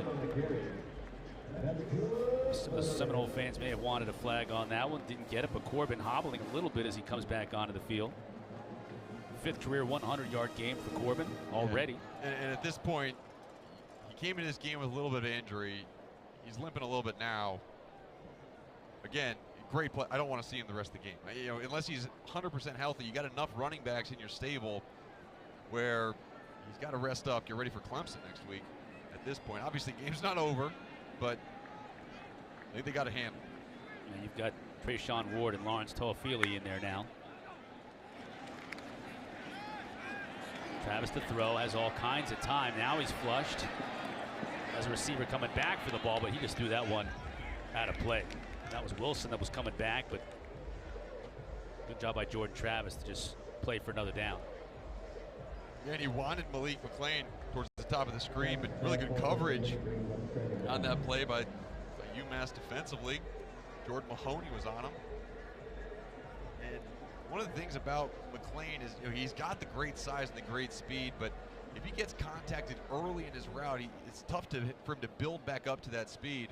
That's something that he'll work on, and coach staff will work on with him as he progresses. Give to Ward. Look at him just dance his way into the second level. Picks up 7 yards. That's a great 7-yard run. Such a good run. And it motivates the offensive line and the blockers when you know your running back is going to be patient and find the hole. And it allows the offensive line to be aggressive, too. You see Washington on a knee. That's Darius Washington, the right tackle. Again, we talked about how thin they were on the offensive line, but you run like that, and now you allow, it's kind of like on a kickoff return, where you allow your offensive line to just block someone, and the running back will find his way off his bum. We'll check on Washington when we come back, and we'll be joined by a former Nole. There he is in studio. EJ is going to join us on the other side here. Florida State handily on top on homecoming. We're not just about hair. We're also about convenience. Sport Clips app. Check in, track your arrival time, get heads-up alerts. Why is that important? Because guys don't like to wait. Convenience. Sport Clips! Yeah. You can go big, or you can go big. Bigger fries, bigger drink. Just 80 cents more with any meal. Only at Zaxby's. And see Ghostbusters Afterlife exclusively in movie theaters. Dustin Poirier wanted a better life, built it. Wanted respect, earned it. Wanted a title, won it. Decided to change the world, doing it. You know how my man keeps accomplishing everything he sets out to do? He believes that he can. Guaranteed Rate is a mortgage lender who understands the power of belief. First home, dream home, whatever your goal, you can make it real. Because if you believe, you will. My reputation was trashed online. I felt completely helpless. My entire career and business were in jeopardy. I called Reputation Defender. Take control of your online reputation. Get your free reputation report card at reputationdefender.com.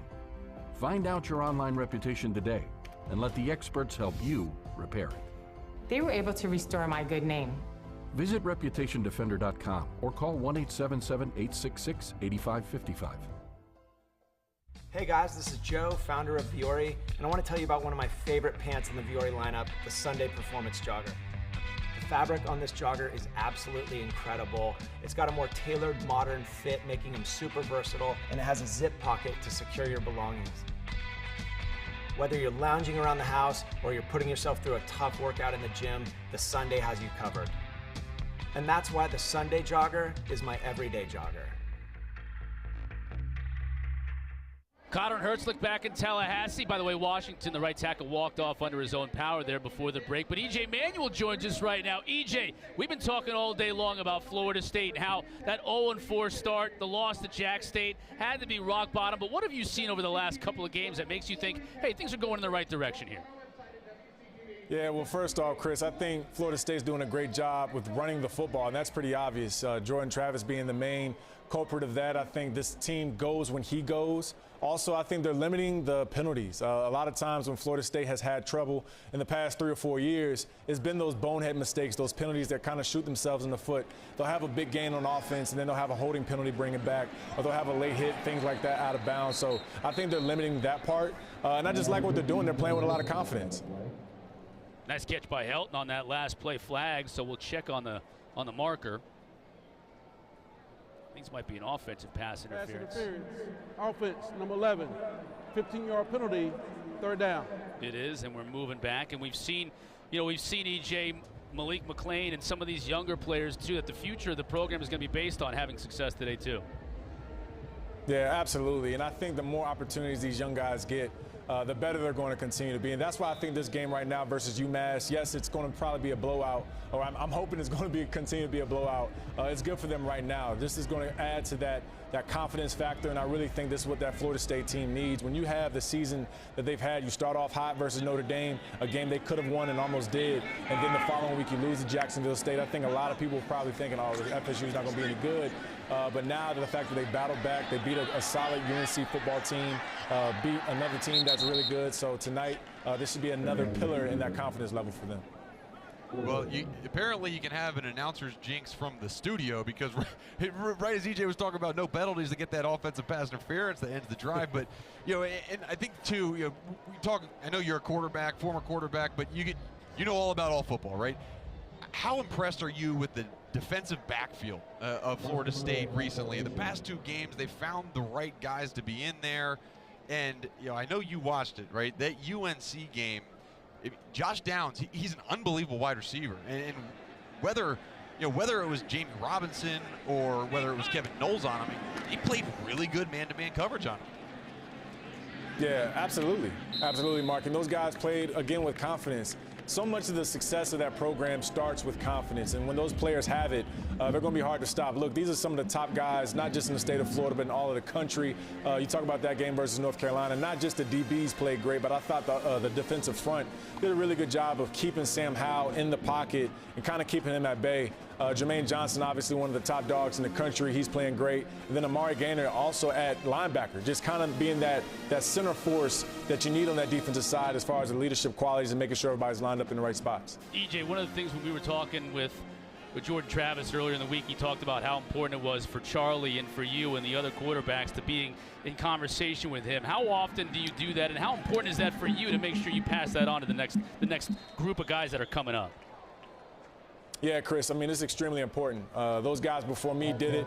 Charlie Wood will reach out, Chris Winkie will reach out, Danny Cannell, those types of guys. But when I get chances to talk to Jordan or whoever it is, Mackenzie Milton, I always want to give back and, be positive. I think so many times we can get caught up in, us being alum and wanting them to win all the time and saying the bad things. But when you get an opportunity to speak to them, man, I always want to build them up. Make sure that I'm a resource to them, that I'm always available. Coach Dillingham knows that. Coach Norvell, they both know that. But the discussions I have had with Jordan Travis going back to the summer and even some during the weeks early in the season when things weren't going great, I could tell he just wants that success. And I just told him, hey, man, keep your foot on the gas, keep building. You're playing good football. And some of those times when the ball's not going your way, it's going to eventually start coming your way. And that's obviously happening right now. He's got a baseball cap on the sideline. If you're a quarterback and you have a baseball cap on, does that mean your day's done? You think he's more than likely, Mark. You and I both NFL guys. Sometimes you come to the sideline and have a hat on in between drives. But I think if your cap's on right now, and I can't see him, but I'm assuming if his cap's on right now, another QB is probably going to get in there and play. It's a blowout. Yeah, probably. Yes, we talk about the progress of Jordan Travis and developing in his route reads and reading defenses. He's always been great on the ground, and he's better than you on the ground now. He's passed you in the rushing yards. When you look at all the guys he's passed, you and Christian and Ward, did you feel some type of way he passed you, or are you just happy for him? You're happy for him and the team.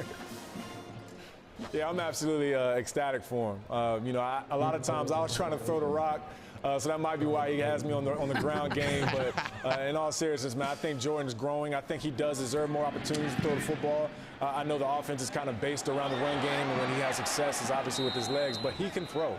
I think a lot of fans are still waiting for that to be shown. When I had a chance to go down to Tallahassee during the summer and watch them practice, his 7-on-7 was solid. Some of the team drills were solid as far as him throwing the football. So as the season continues to develop, I think as he continues to kind of lock in as a starting quarterback there, because there was kind of that back and forth with him and Milton, I think Coach Dillingham will start to give him more opportunities with the passing game. But you also got to remember you got the O-line to think about. You got some young receivers you're working with. But, again, he's going to continue to develop into an all-around quarterback, not just one that can take off and run. EJ, appreciate it as always, man. Be careful with that crew back in studio. Dangerous lot in there, man. Will do, guys. Y'all take care. Lots of good topics, lots of good guests today. It's go time.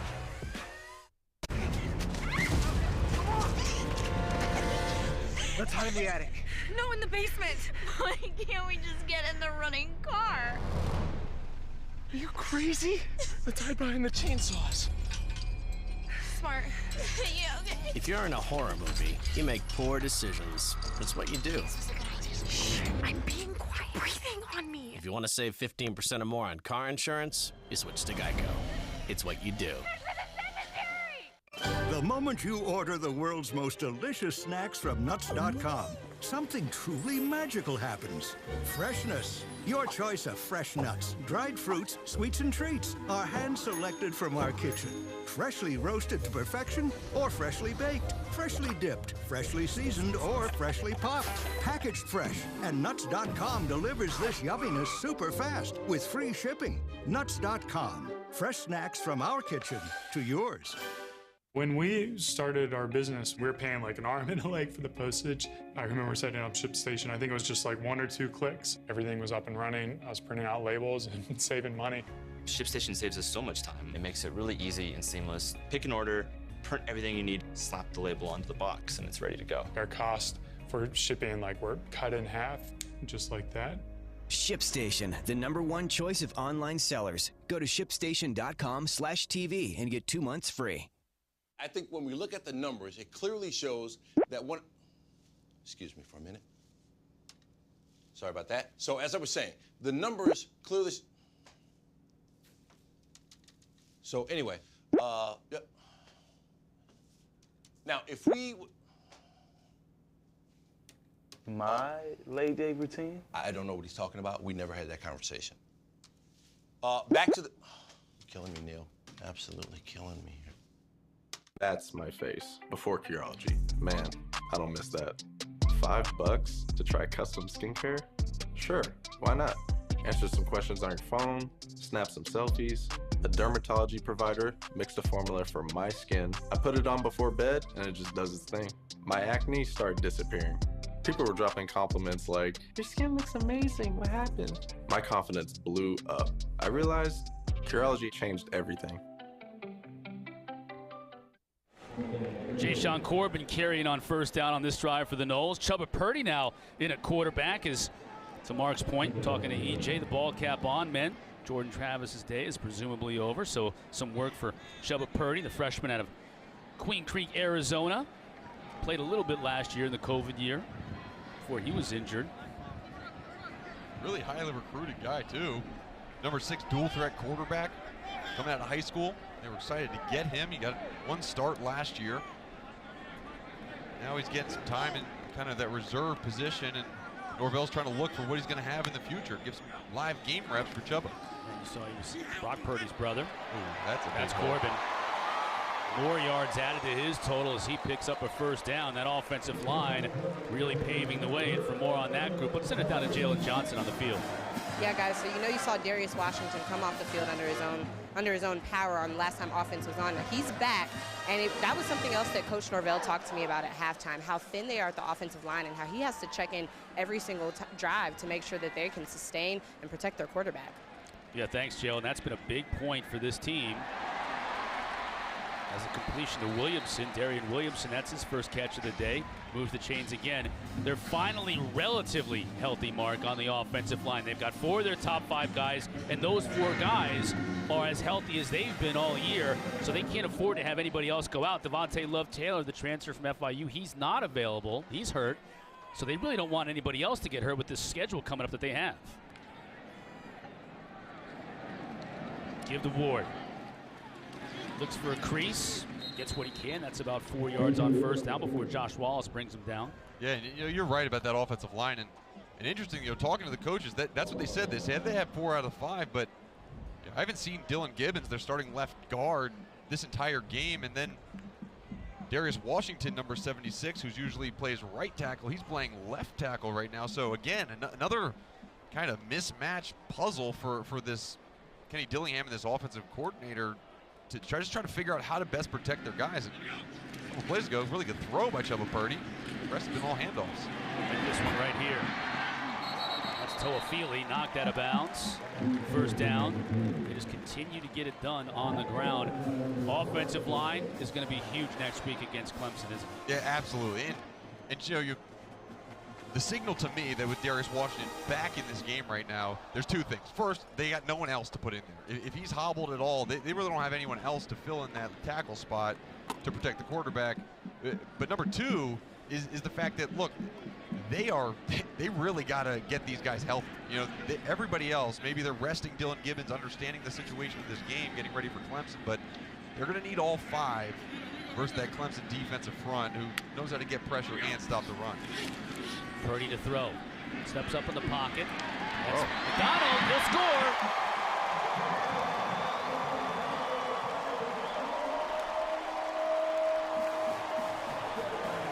Cam McDonald, what a touchdown catch. We saw last week, 2 weeks ago versus UNC, slipped out flat.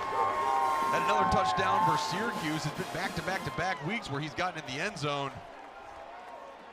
He has developed as a receiving threat. We know what he can do blocking.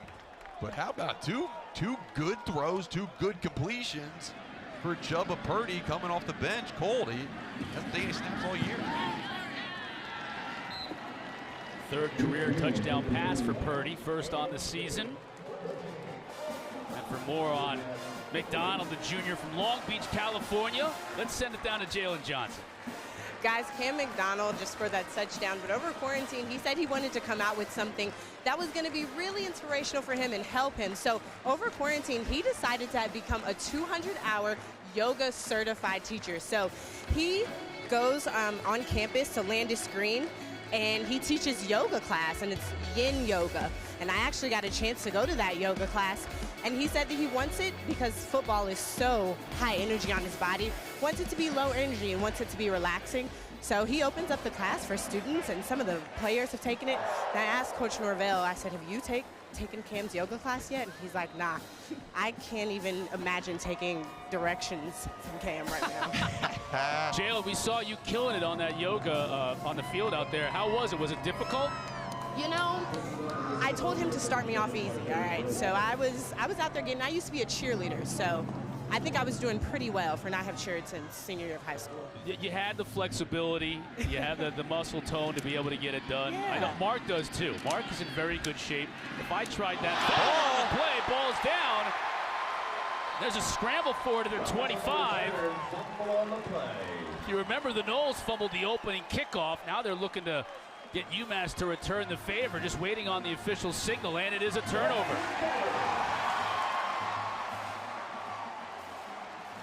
There you go, DJ Lundy again with another big special teams play for the starting middle linebacker. And let's see here. That looked like Gaines maybe on the putting the hand right there where the football is. Yep, good recovery. But yeah, I mean, go back to that, the yoga class. I mean, what a cool way, right? Let me give back to my community. Cam McDonald, he has a foundation called Rise and Progress. Their mission statement is to serve God while serving others, and he figures that we can go out, do yoga, get people to feel good about themselves, serve them in that manner. He also delivers pizzas to people in the community. A lot of contact. That's going to bring out flags all over the place in the end zone. What do you got, Jalen? Yeah, guys, so another reason that Cam does yoga is he said it's helped with his mental health. He's been trying to, since he was a sophomore, trying to help visualize and calm his mind during the week to take off any anxiety from the game. So he said sometimes even after yoga, he'll sit in his room and listen to just no lyric music, just instrumentals, and he'll try to visualize him making plays on Saturdays, and he says usually it works. So maybe he visualized that touchdown this week, guys. Yeah, I might not be flexible enough to do a lot of the yoga poses, but I could certainly use that easing of the mind kind of thing. Yeah. Take him up on some of that instruction. Exactly right. Yeah, it's funny. Jalen mentioned it. We talked to the coaches, and they said, I don't think I can take direction from him. It's kind of because he has that calming presence. He has that kind of yoga flow nature about him. How about that? Toafili. Yeah. Here's another flow into the end zone for this Florida State running back crew.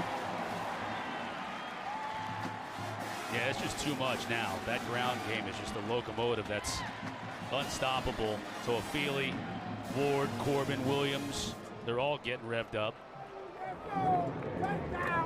They're now at 349 yards on the ground in this game.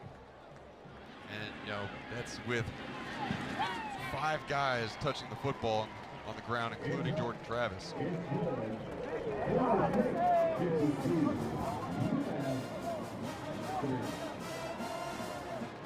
52-3 our score here in the third quarter.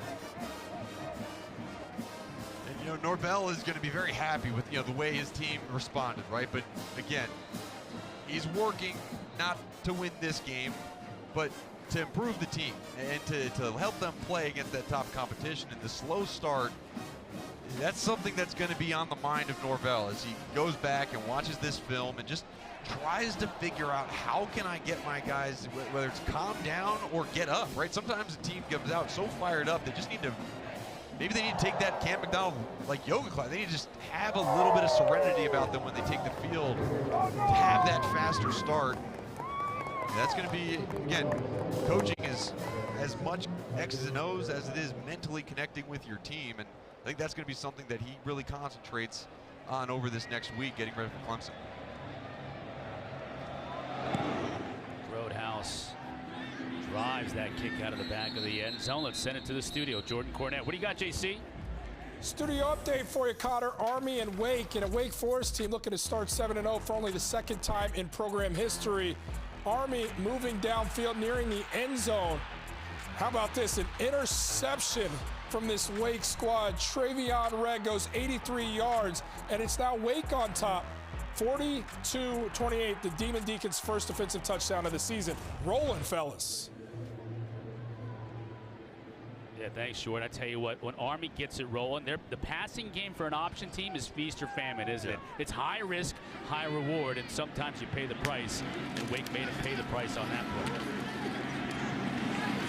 Wide scoops. Oh, that's a nice move right there. Slippery into the secondary. Helmets go flying. That'll be a first down for UMass. Mari Gaynor lost his helmet. Yeah. Got a player shaken up on the field, too. Yeah. For Wake Forest, that's not Gaynor. Let's see, that's Amari Cooper. That's the freshman.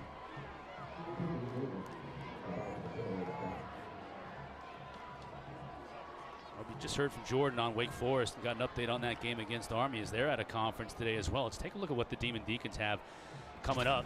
They're the unbeaten team right now. The ACC kind of hanging their hat on Wake Forest to be their representative if they can get there for the college football playoff. And here's what they have coming up. I mean, it's not easy, okay? No, it's not. At Carolina, NC State's playing well right now. You're at Clemson. I don't care what kind of year they're having, tough. And then at BC. BC's going to put points on the board. Yep, and really, every one of these teams, there has been a blueprint at some point this season of how to beat them. And so that's going to be huge for Wake Forest to go back and Dave Clawson to look at how did these teams get beat? What was it that the opponent did versus them to get them higher on the scoreboard or to stop them or whatever it may be? But you look at the rest of that schedule, it's a tough schedule. And actually, interesting, even though they are undefeated, FPI has Pitt as the best chance of the ACC to make the college football playoffs, even though they have that one loss. So, really just to Western Michigan. Well, it doesn't mean it's going to happen, right? But that, that's what the stats say. But that's why stats don't play football. Good test today for Pitt against Clemson in Pittsburgh. Look at this formation. Meriwether just nowhere to go, though. But you know what's interesting? Like, that is what Florida State's been running the entire game. And now Walt Bell lines his team up in the exact same formation with the two tight ends right off the ball. They pull the guard, they bring the tight end back around. And, very interesting. Walt Bell, he was a coordinator here at Florida State in 2018. Then he got this job with UMass to try to build it, as we mentioned before. But it's cool how in-game, right? He's like, wow, that's been working for them. They have a mobile quarterback. Let's see if that works with our mobile quarterback. Good job by Florida State recognizing and stopping. Kalen DeLoche, who brought down Meriwether for a loss. Now Wise, he's going to be flushed and brought down.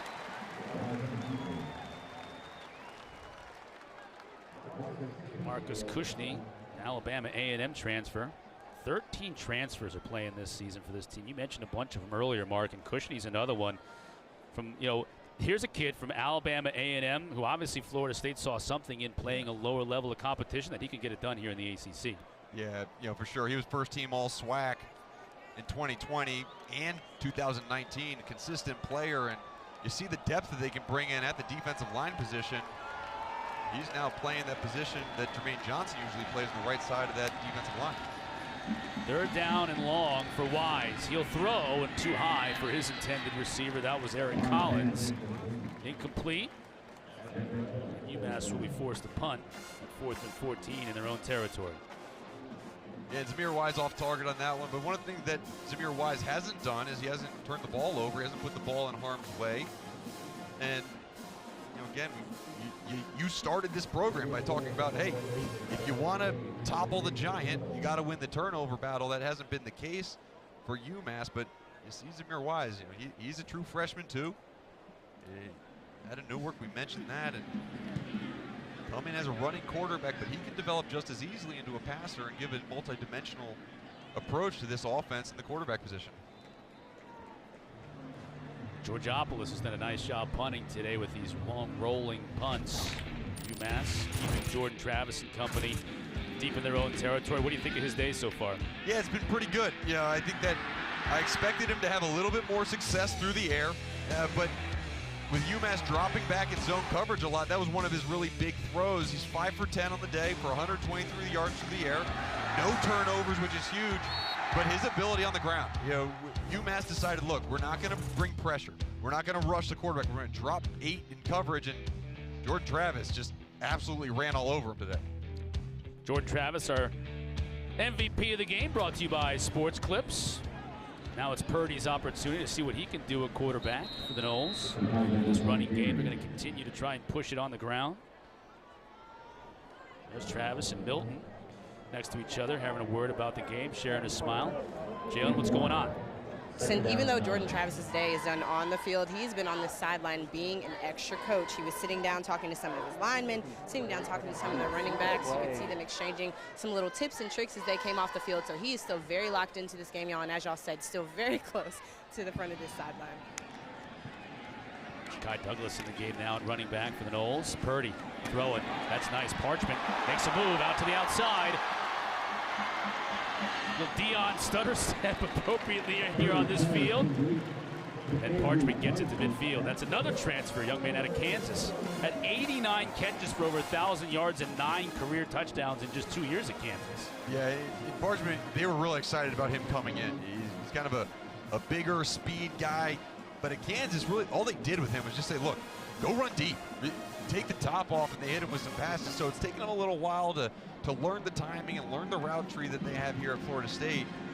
On that last play, really good timing. Chubba Purdy has shown in this game, he's been accurate on the timing throws, and that slant route was a great example. Give it to Douglas. Right into the teeth of that defense, nothing doing there, no gain.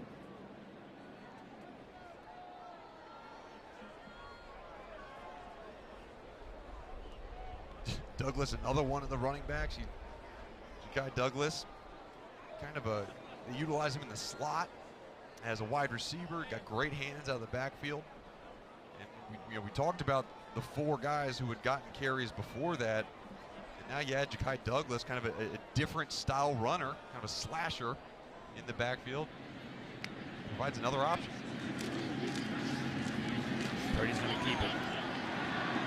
His athletic ability, get in the corner. Tanner Davis, former walk-on, brings him down. You know, with the COVID year, it feels like a long time ago that Chubba Purdy made the announcement he's coming to Florida State.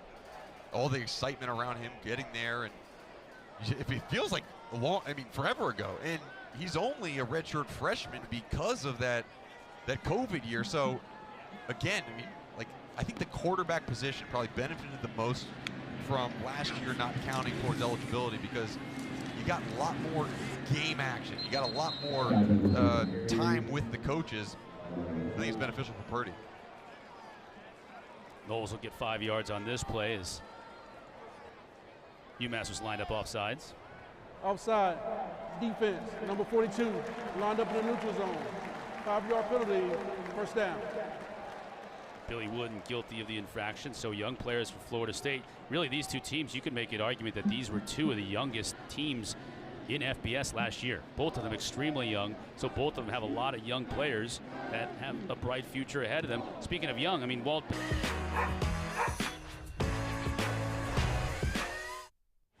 The ACC's Committee for Racial and Social Justice, in conjunction with its member institutions, have identified October 23rd through the 30th as ACC Unity Week. We're in the throes of it right now. Both these teams got together before the game and locked arms. That was a nice little gesture. Show their togetherness. Since then, it's been all Noles running the football. Ja'Kai Douglas here, trying to keep that trend going. The yardage has been pretty remarkable. 355 yards on the ground. 5 different Noles have scored touchdowns running the football to this point. Yeah, that'll work. Yeah. When you try to draw up what you want this offense to look like, that's how you start it. And then you want to see the play-action pass come into play. Yeah, really, really effective versus UNC. We saw early in the game it was effective too. You got Ontario Wilson on a big throw. And so that's going to be the next step.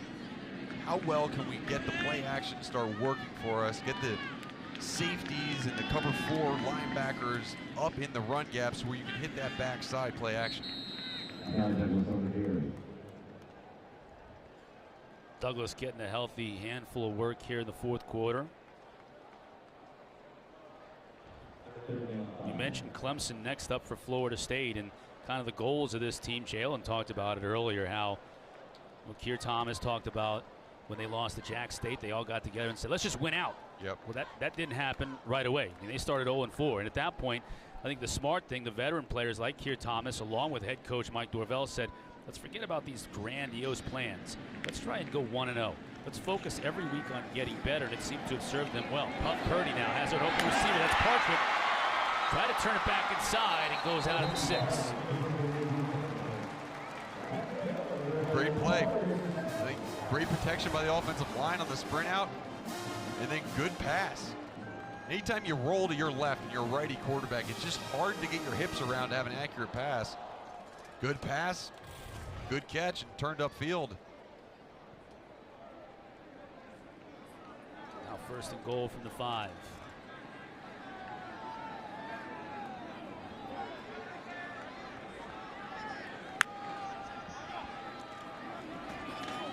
Purdy the fake. Wide open is Jordan Young. That's a score.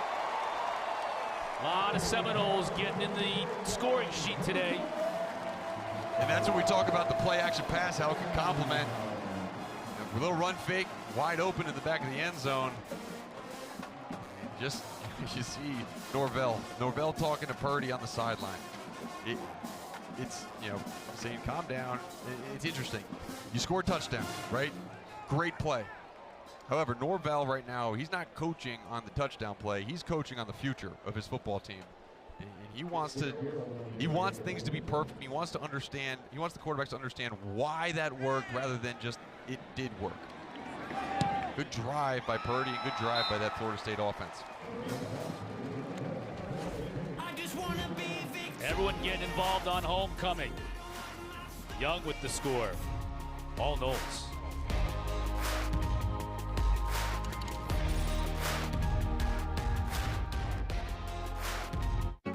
Football is the game of life, and it brings a community together. White, black, boys, girls. Flag, tackle. Football can revive communities. Anybody can play. That family value, that brotherhood is everything. It's really what all it's about, is just having a good time and being able to play. There's never been a better time to play. I literally Googled best online life insurance. Ladder Life Insurance popped up. Got an estimate and I was like, wait, what? It's like 1/3 of my household's cell phone bill. Congratulations, you have life insurance. Get your peace of mind right there and then. Here's how Ladder works. Answer a few quick questions and get your personalized quote. If you're eligible, we'll cover you with the tap of a button. It's that easy. Come see for yourself why customers love Ladder. $1 million policies available for just $27 a month. Check your price now at ladderlife.com.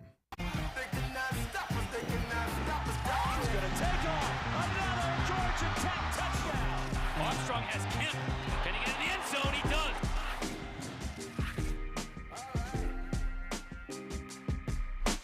Look closely. This $50 Buffalo gold piece was the purest gold coin ever struck using .9999. That's 4 nines, pure 24-karat gold. The U.S. government had to stop production because of a shortage of specially made gold blanks. It's no wonder the price of that edition has gone through the roof. Now you can reserve your own copy clad in 14 milligrams of 24-karat gold. The final issue price was to be set at $50 per proof. But now this private non-monetary 24-karat gold-clad masterpiece can be yours for only $9.95. With gold up over 300% since 2005, price can only be guaranteed for 7 days. Each new 2021 $50 Gold Buffalo Tribute proof is clad in 14 milligrams of 24-karat gold, is proof struck, and utilizes the famous Buffalo nickel design. Strict limit of 5 proofs per caller. You must hurry. Call now.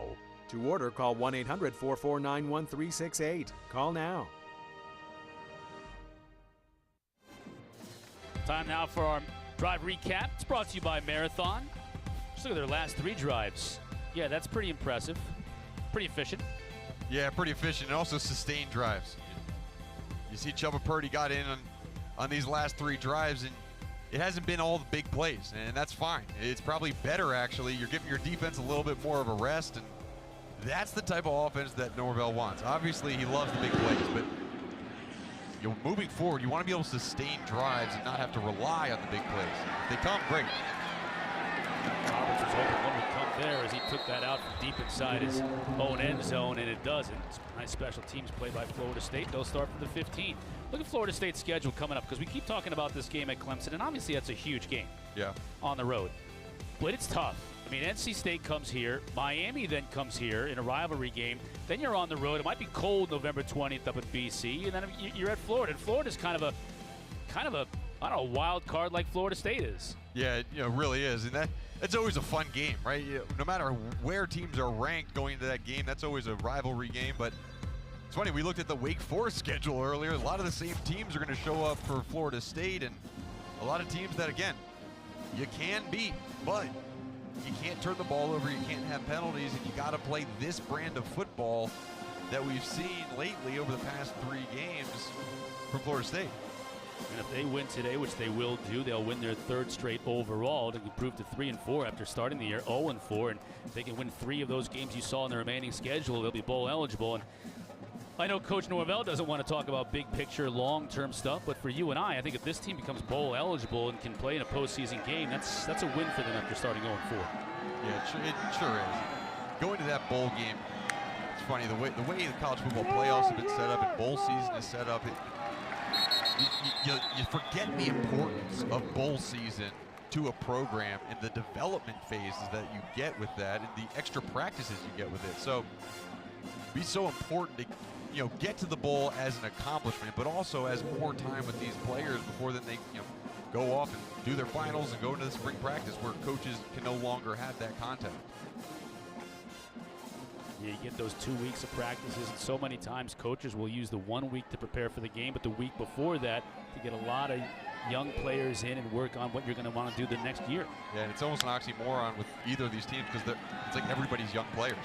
you got a lot of guys who make significant contribution that can just work on the little detail stuff of getting better. And McClendon and Jackson teaming up on that sack. Those are a couple guys that could use that too. Jackson, redshirt sophomore, McClendon, redshirt freshman. Again, 2 guys who have made a huge difference in this game, but they don't want to be the Derek McClendon of 2021 when they're done. They want to be more like a Jermaine Johnson or a guy ahead of them when they leave this Seminole program. McClendon, the freshman from Decatur, Georgia, that's his 3rd sack of the year. 3rd and long. Wise will look to do it on himself. That's a nice move to make a man miss, and that's a 1st down. Still going. Wise is listed at 6'2", 190. Great individual effort here in the 4th quarter of a blowout game, Mark, carrying defenders on his back, trying to get an extra couple of yards. Yeah, and this is a compliment. He moves like he's a smaller player. He moves like, he's like 5'10", 180. He's able to just shifty, get in and out of his cuts.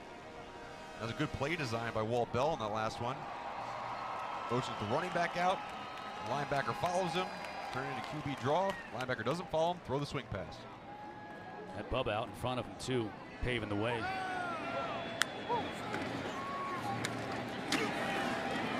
Merriweather Crashes into that defense, gets 3 yards. Bubba Tomlinson, let's not forget how good of a player he was. Bubba Tomlinson didn't just come from a small town, Beaver, Ohio, and just come out of nowhere. Went to junior college at Iowa Western and had offers from Iowa State, UCF, coming out of JC, decided to come to UMass. Now he's a starting center. Tell you what, he got a lot of people come to Beaver, Ohio. Kind of doubled their per capita. Well, I mean, when the recruiters are in town. If I could get there, you got to stop at Emma's Frosty Cream and Pizza. Yep. Every small town in Ohio has a ice cream burger place that everybody goes to Friday nights after the game. Look at Wise. Still on his feet. And gets out of bounds at the 45. All those yards, and he avoids taking a hit. With Zamar Wise in the game in this second half, it's been the most productive this offense has been. Brady Olson, again, he's got a lot of potential. Maybe a little bit further along in terms of the passing confidence that coaches have in him, but Zamar Wise, he's adding that dual threat, and when you're building a program and you feel like you might be lacking in certain areas, having a guy that can just make a play when things break down, it's very beneficial and builds confidence.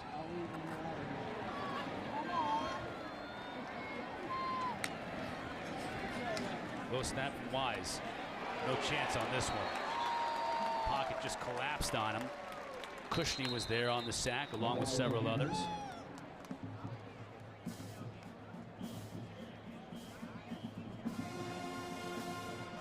Brady Olson coming back in the game, now quarterbacking, as Wise has taken a few hits on this drive. Wise is going to take a little break. His helmet came off.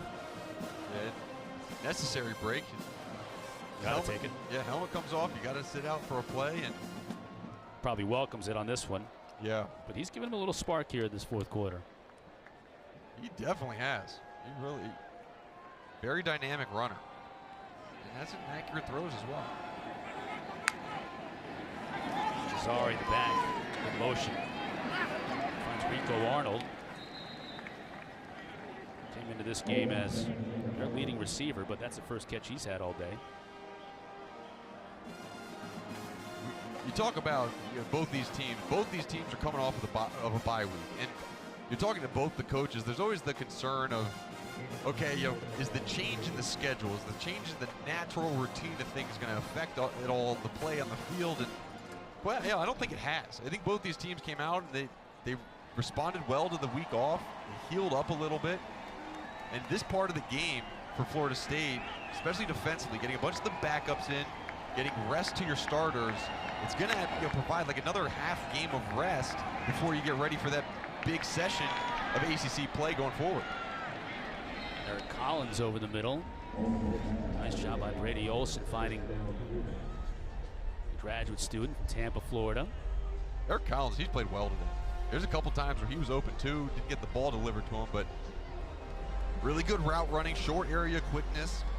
One of the smaller kind of slot receivers, but as a grad transfer from NC State, he wanted to come in, he wanted to make a difference, and he's provided an outlet option for his quarterbacks. Played well today. Good long sustained drive. Best one of the second half for UMass. Wilson with the pump fake. Oh, defender fell down, but the ball just a little bit behind his receiver. Olson's progression, it's going to be not necessarily understanding when your receiver is open, but taking his vision off of the receiver right before the throw takes place and moving it to the defender. It's a lot of times he throws these interceptions when he is throwing the ball to someone who's covered man-to-man and not realizing that there's an additional zone player in the zone he's throwing to. And that just, it takes reps, it takes film, it takes throwing interceptions in practice. He hasn't been on campus long enough. This is a nice design play here too. Jazari out of the backfield, got blocking in front of him, and was able to pick up 7. And that's the complement play that we saw earlier with Zamir Wise. Pulled it back down, ran the quarterback keep. That time it was zone. The running back swung out, no linebacker followed. Good completion for a first down. And talking to Walt Bell too, he reminded us of they don't have a full roster in terms of scholarships either.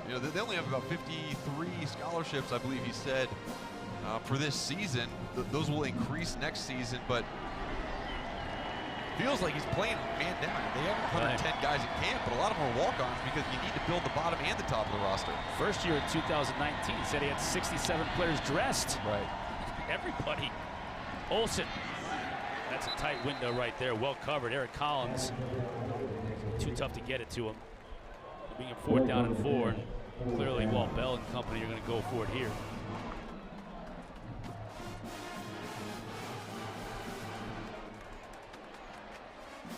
And I like what Adam Fuller, defensive coordinator of Florida State's doing right now. You got your backups in. Let's play some man-to-man. Let's see how well they can cover in game situation, man-to-man. And then he'll sprinkle in zone every now and then, but he wants to put pressure on the coverage aspect. He's probably not going to bring an extra guy in a blitz pressure. How can my DBs pass off these routes? 4th down for Olsen. And dropped. You put the broadcaster kibosh on Collins. It's a great game to this point. That would have been a 1st down, and Collins couldn't bring it in.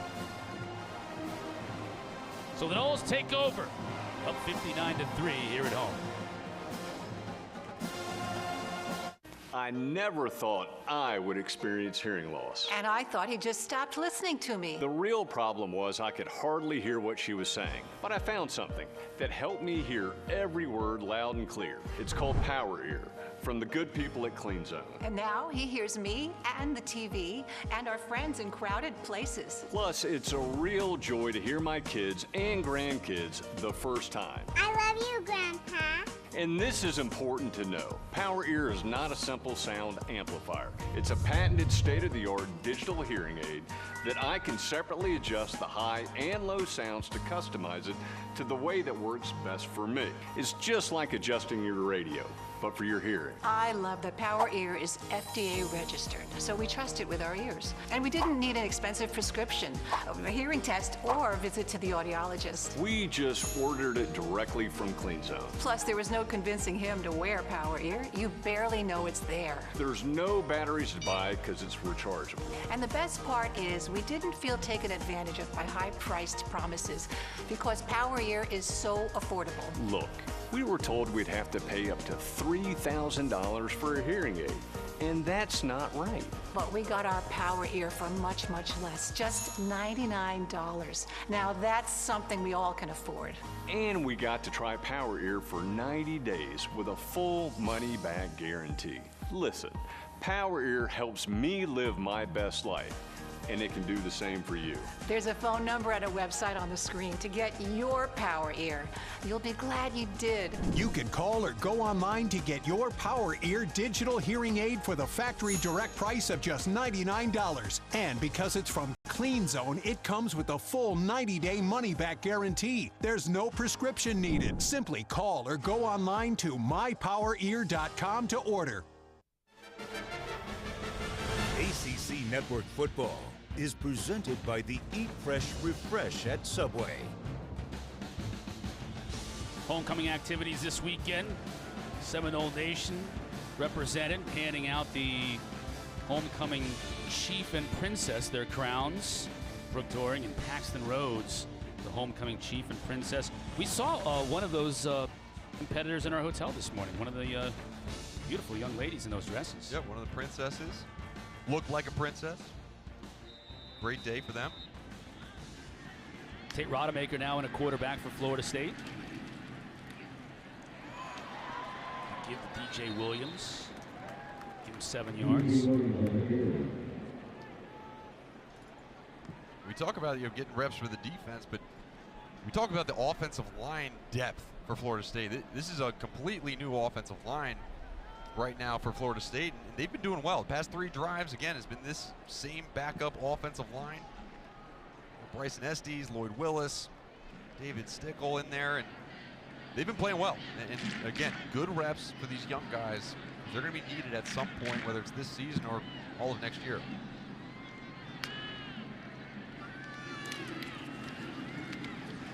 Williams. Nowhere to go, falls forward, picks up maybe a yard. It'll bring him 3rd down. Clock continues to run. 2 more games on the ACC network still to come today. And then we've got Clemson and Pitt on ESPN next 2.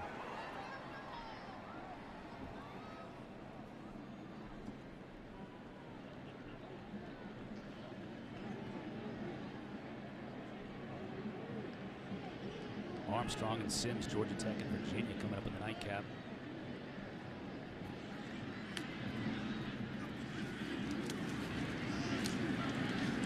Douglas close to that first down marker. Looks like he's going to be a little bit shy. It'll bring up 4th down. Did see Alex Mastromano earlier when we were talking to E.J. Manuel back in the studio. That's the only time they've punted all game. I know. You look at Jordan Travis. He's right there. He's talking to Chubba Purdy. He's walking him through the different things. And this is a change. This is a change in the overall feel of what Florida State football is. Over the past couple of years, honestly, I really before Norvell, a little disappointed with when they would get either up in games or down in games. The starters would all be on the bench. They would have their heads down or heads up or whatever. All of the starters for this Florida State team, they are all standing up. They are all watching the younger players play. They're invested in the formation and the development of this program, not just the game itself. So, I think it's a refreshing thing for a fan to see, and it's something that you might not always see on TV copy at home. Great to see here. Nice defensive stand by the Minutemen on that possession. They'll take over when we come back. Restructured pork patty sandwich. Arby's real country style rib sandwich. Old, new. Oh, man. Oh, man. Arby's, we have the meat. Fuel your grind with Gatorade's proven formula and the right blend of electrolytes to help you on your journey to greatness. A big bow box says a lot about a person. Like they have a mighty hunger, a powerful thirst, and take tailgating very seriously. Game day and beyond, grab a football-ready big bow box. Team, we've waited all year for this. But game day isn't about wins or losses. It's about grills and smokers, burgers and wings, buffalo sauces and secret rubs. Do we save at Food Lion for the home field advantage? Do they have just what we need to go big on game day? Then walk out there with your heads held high and your sliders held higher. As this is our home. And that's our Food Lion. This is my wallet before, and this is my Ridge wallet. It's smaller, lighter, and a lot more convenient than my old leather wallet. And helps me get rid of all the junk that I've collected over the years. The Ridge is a huge upgrade. Get your Ridge wallet at ridge.com.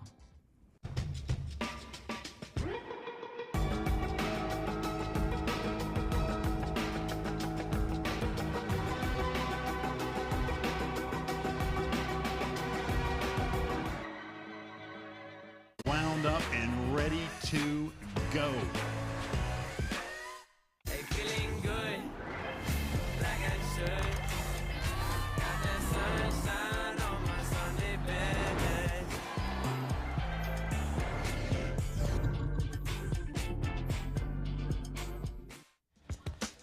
UMass taking over here after the 4th down stop. Let's take a look at the ACC resumes of the 4 teams really that are vying for potential ACC championship and the ensuing playoff berth that may or may not come along with that championship. Yeah, and you look, I think maybe the surprise is Pitt. The FEI has them ranked at number 7, Clemson at number 10, and obviously Clemson had the start of the demise for them was that NC State game where NC State played well. And wow, look at this! This is a great effort. play. Great effort by O.C. Johnson. We do have a flag on the play. Helmets go flying. Johnson's fired up. We may have an eligible receiver downfield. Offense number 12. It's covered up. 5-yard penalty. First down. That's again one of those things when you got a young team. Yeah, when you do the multiple formations, you got to make sure you know who's on the line of scrimmage and who's not on the line of scrimmage. There's just too many guys, quite honestly, on the line of scrimmage, and I think it was the top of the screen where 13 and the wide receiver towards the top were both on. Yeah, they said 12, but that was Olsen, the quarterback. I think they meant 13 to your point. 1st and 15 now. And you know, you think about, we talked about Pitt. Say Pitt wins out, wins the ACC championship. They have one loss, and that loss is to Western Michigan. I know the playoff committee wants to reward champions, but you got 2 teams from the SEC with 1 loss. You got a team maybe that didn't win the Big Ten with 1 loss. Yeah. I just find it hard that loss to Western Michigan is going to, even though it was early in the year, is going to be ignored. Well, let's put it this way. They have the highest percentage chance of going to the playoffs, but it's still at like 19%. It's not a good percent chance. And they need to be really impressive. Yes. You know, because then they need to put all the naysayers in the rearview mirror. Well, Kenny Pickett needs to have a Heisman day. And that, whether that's versus Clemson or whether it's versus something, he needs to have that Heisman moment to, you know, turn some people's heads and say, okay. False start. Offense, number 29. UMass is going backwards 5-yard here. penalty. And Mark, to your point too, there are a lot of places outside of the SEC that aren't impressing. I mean, Correct. even today, Oklahoma was trailing Kansas 10-0 at the half. Are Correct. you kidding me? Right. Yeah. But are you kidding me? That's a good phrase to describe that situation. And man, it's been I think a wild season of football. And you see some of the teams that traditionally our powerhouses not be as good, and I think some of that has to do with the fact that you're having a lot more 6th-year players playing against some of the true freshmen on some of those powerhouse teams, where, you know, teams that don't necessarily put as many guys in the NFL draft are having guys stick around to play more continuous football, i.e. Pittsburgh. I mean, Kenny Pickett's back again. He's been there forever. It's his 6th year. In a normal year, he'd been gone. Defense, number 32. Ball be placed on the spot of the foul. Automatic first down. This will be a fresh set of downs for UMass. Stephen Dix Jr. guilty of the pass interference. And there you see Coach Norvell constantly coaching.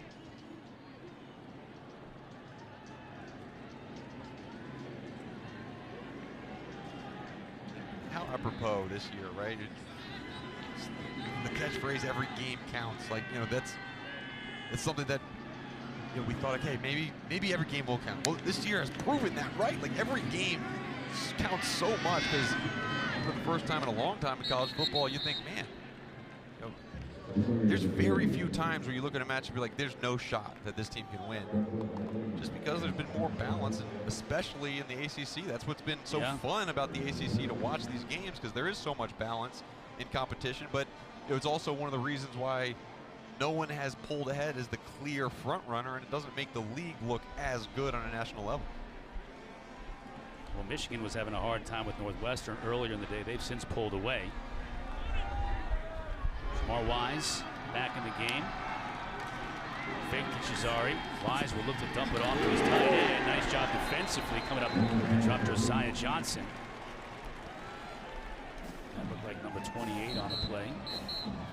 And we talk about games going on around the country in the ACC. Right now, Wake Forest, the last unbeaten team in the ACC, is up 56-49 against Army. Yeah, it's a crazy. How about that? Kalen Brooks was the one who made the stop on that last play. There's no foul on the play. I love that picture right there. I love it. That's Odell Haggins on the left, the longest tenured assistant coach at any program. Talking to T.J. Davis. Talking to T.J. Davis, young defensive lineman. It's funny, you know, talked to both Jermaine Johnson and Keir Thomas, and they said, look, you got to be mentally tough to play for Odell Haggins, because he is going to get after you. He's going to prove to you that he loves you first, but he's going to get after you. And just, it's effective, right? It's effective way of coaching, and if you want to be the best and you want to be coached by the best, you got to have a little bit of a thick skin to play for this guy. But it's tell you what, it pays off. And you've seen it from the guys who have come out of here, gone to the NFL, and the careers they've had in college as well. Now Josh Farmer, he's having words with Josh Farmer. And that's one of the things that Keir Thomas said about Josh Farmer. He said, this young man who's a true freshman takes coaching from Odell Higgins. Yep. He said he's mentally tough. He also, interestingly said they call him caveman because of his hands. That's right. I was only assuming that they must be calloused and gigantic. I don't know what that means. Josh Farmer. False start. Offense, number 67. 5-yard penalty, 3rd down. Port St. John, Florida. You know, true freshman defensive lineman thrust into action because of all the injuries. You know, outside of the top guys with this Florida State D-line, Jermaine Johnson, Keir Thomas, Fabian Lovett, the transfer from Mississippi State. They've had to rotate really a lot of guys in there, and young guys are forced and thrust into action like Josh Farmer. Those little things, right? Odell Hagan was getting on him because he had his head down. He was catching his breath. Get your head up, watch the field, be prepared to go. If you need more conditioning, do it on Wednesday. Cortez Andrews knocking away that pass, 4th and 16. Both teams trying to get things done here, even though the game has long since been decided in the final minutes of this game. And, you know, I think a lot of times people look at the Florida State program and they know, Odell Higgins has been interim coach twice, I believe, and the effect he has on this Florida State team. But talking to Walt Bell, who spent only 7 months at Florida State, he said, look, I got to spend 7 months with Odell Higgins. It was all worth it just because of that. He has that much effect on the mindset of the people he's around. 4th down and 16. Olsen try and get it on his own, and he won't get there. Jarquez McClellan came on to make the stop. And a turnover on downs, and Florida State will wrap things up in this big win over UMass when we come back. Subway has so much new, I couldn't fit it all in the last ad. Yep, so let me finish this. There's new hickory smoked bacon, fresh mozzarella, smashed avocado. You know what? There's a lot, but it all makes a better footlong. Can I get a word in? Sure, take the tagline. Because you got to refresh to be fresh. It's the Eat Fresh Refresh at Subway, and they're refreshing everything from how they make it to how they bake it to how they bring it to you. This new Turkey Cali Fresh is incredible. Do you even eat bread? Steph, it's a commercial. Dustin Poirier wanted a better life, built it. Wanted respect, earned it. Wanted a title, won it. Decided to change the world, doing it. You know how my man keeps accomplishing everything he sets out to do? He believes that he can. Guaranteed Rate is a mortgage lender who understands the power of belief. First home, dream home, whatever your goal, you can make it real. Because if you believe, you will. Hey, Coach Prime. I think you got what it takes to wear the Aflac at Style, charisma, and a smile. There's 21 out of 10. Aflac. You know Aflac can help keep unexpected health care costs from ruining someone's finances. Check out this coverage. Still got it, Coach. You still got it. Aflac. Never lost it. Yeah. Aflac. You see that coverage? With that wingspan, I see why you got more rings than a cell phone. There's always room for one more. Yeah. Get help with expenses health insurance doesn't cover at Aflac.com. These are Tecovas boots. They're everything a Western boot should be. If a mountain of 5-star reviews doesn't blaze a trail for you, our craftsmanship and style will. Quality and confidence, shipped right to your door. Find your pair at Tecovas.com.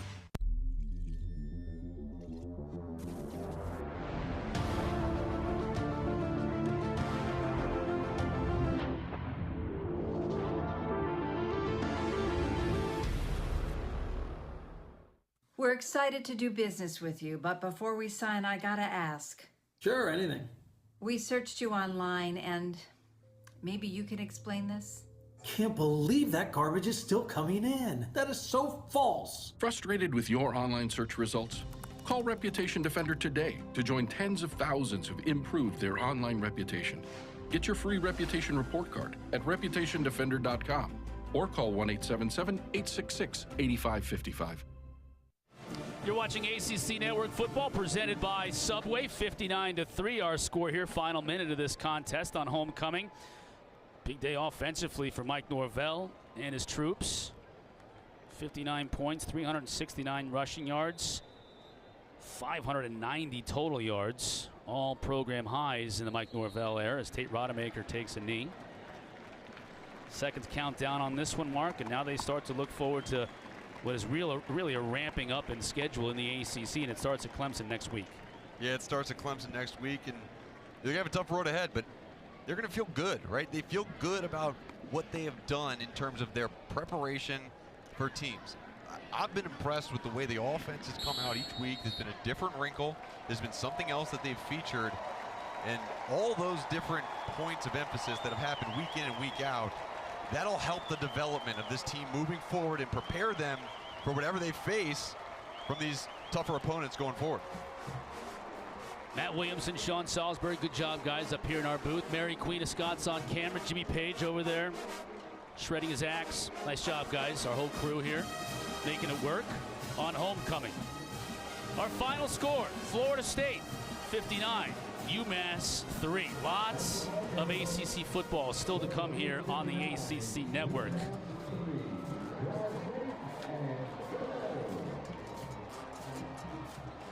Jordan Travis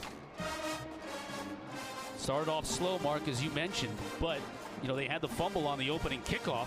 The only 3 points of the game for Massachusetts came off after that fumble, and then they got things together and started running the football. Cunningham, their opponent today, BC, has won over his Louisville Cardinals 3 of the last 4 meetings. QB1, number 3, looking to change all of that. We take it right up to kickoff here in the ACC Network studios. Jordan Cornett, EJ Manuel smiling, as well as Coach Rick, 2 of the proud FSU members of that program. And they rolled today. Typically, when we're talking about a blowout in Tallahassee lately, the Noles have been on the other side of it. But I guess I should say immediately in this very near present that we're dealing with 3 in a row for the first time since 2017 for the Seminoles. I'm seeing a buy-in, Coach. What are you seeing?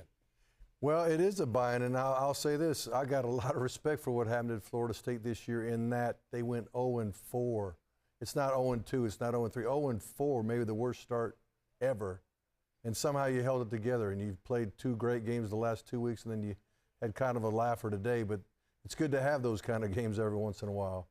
But I'm just really proud of everybody staying together and not giving up on each other, and not having a mass exodus of guys and all that kind of thing.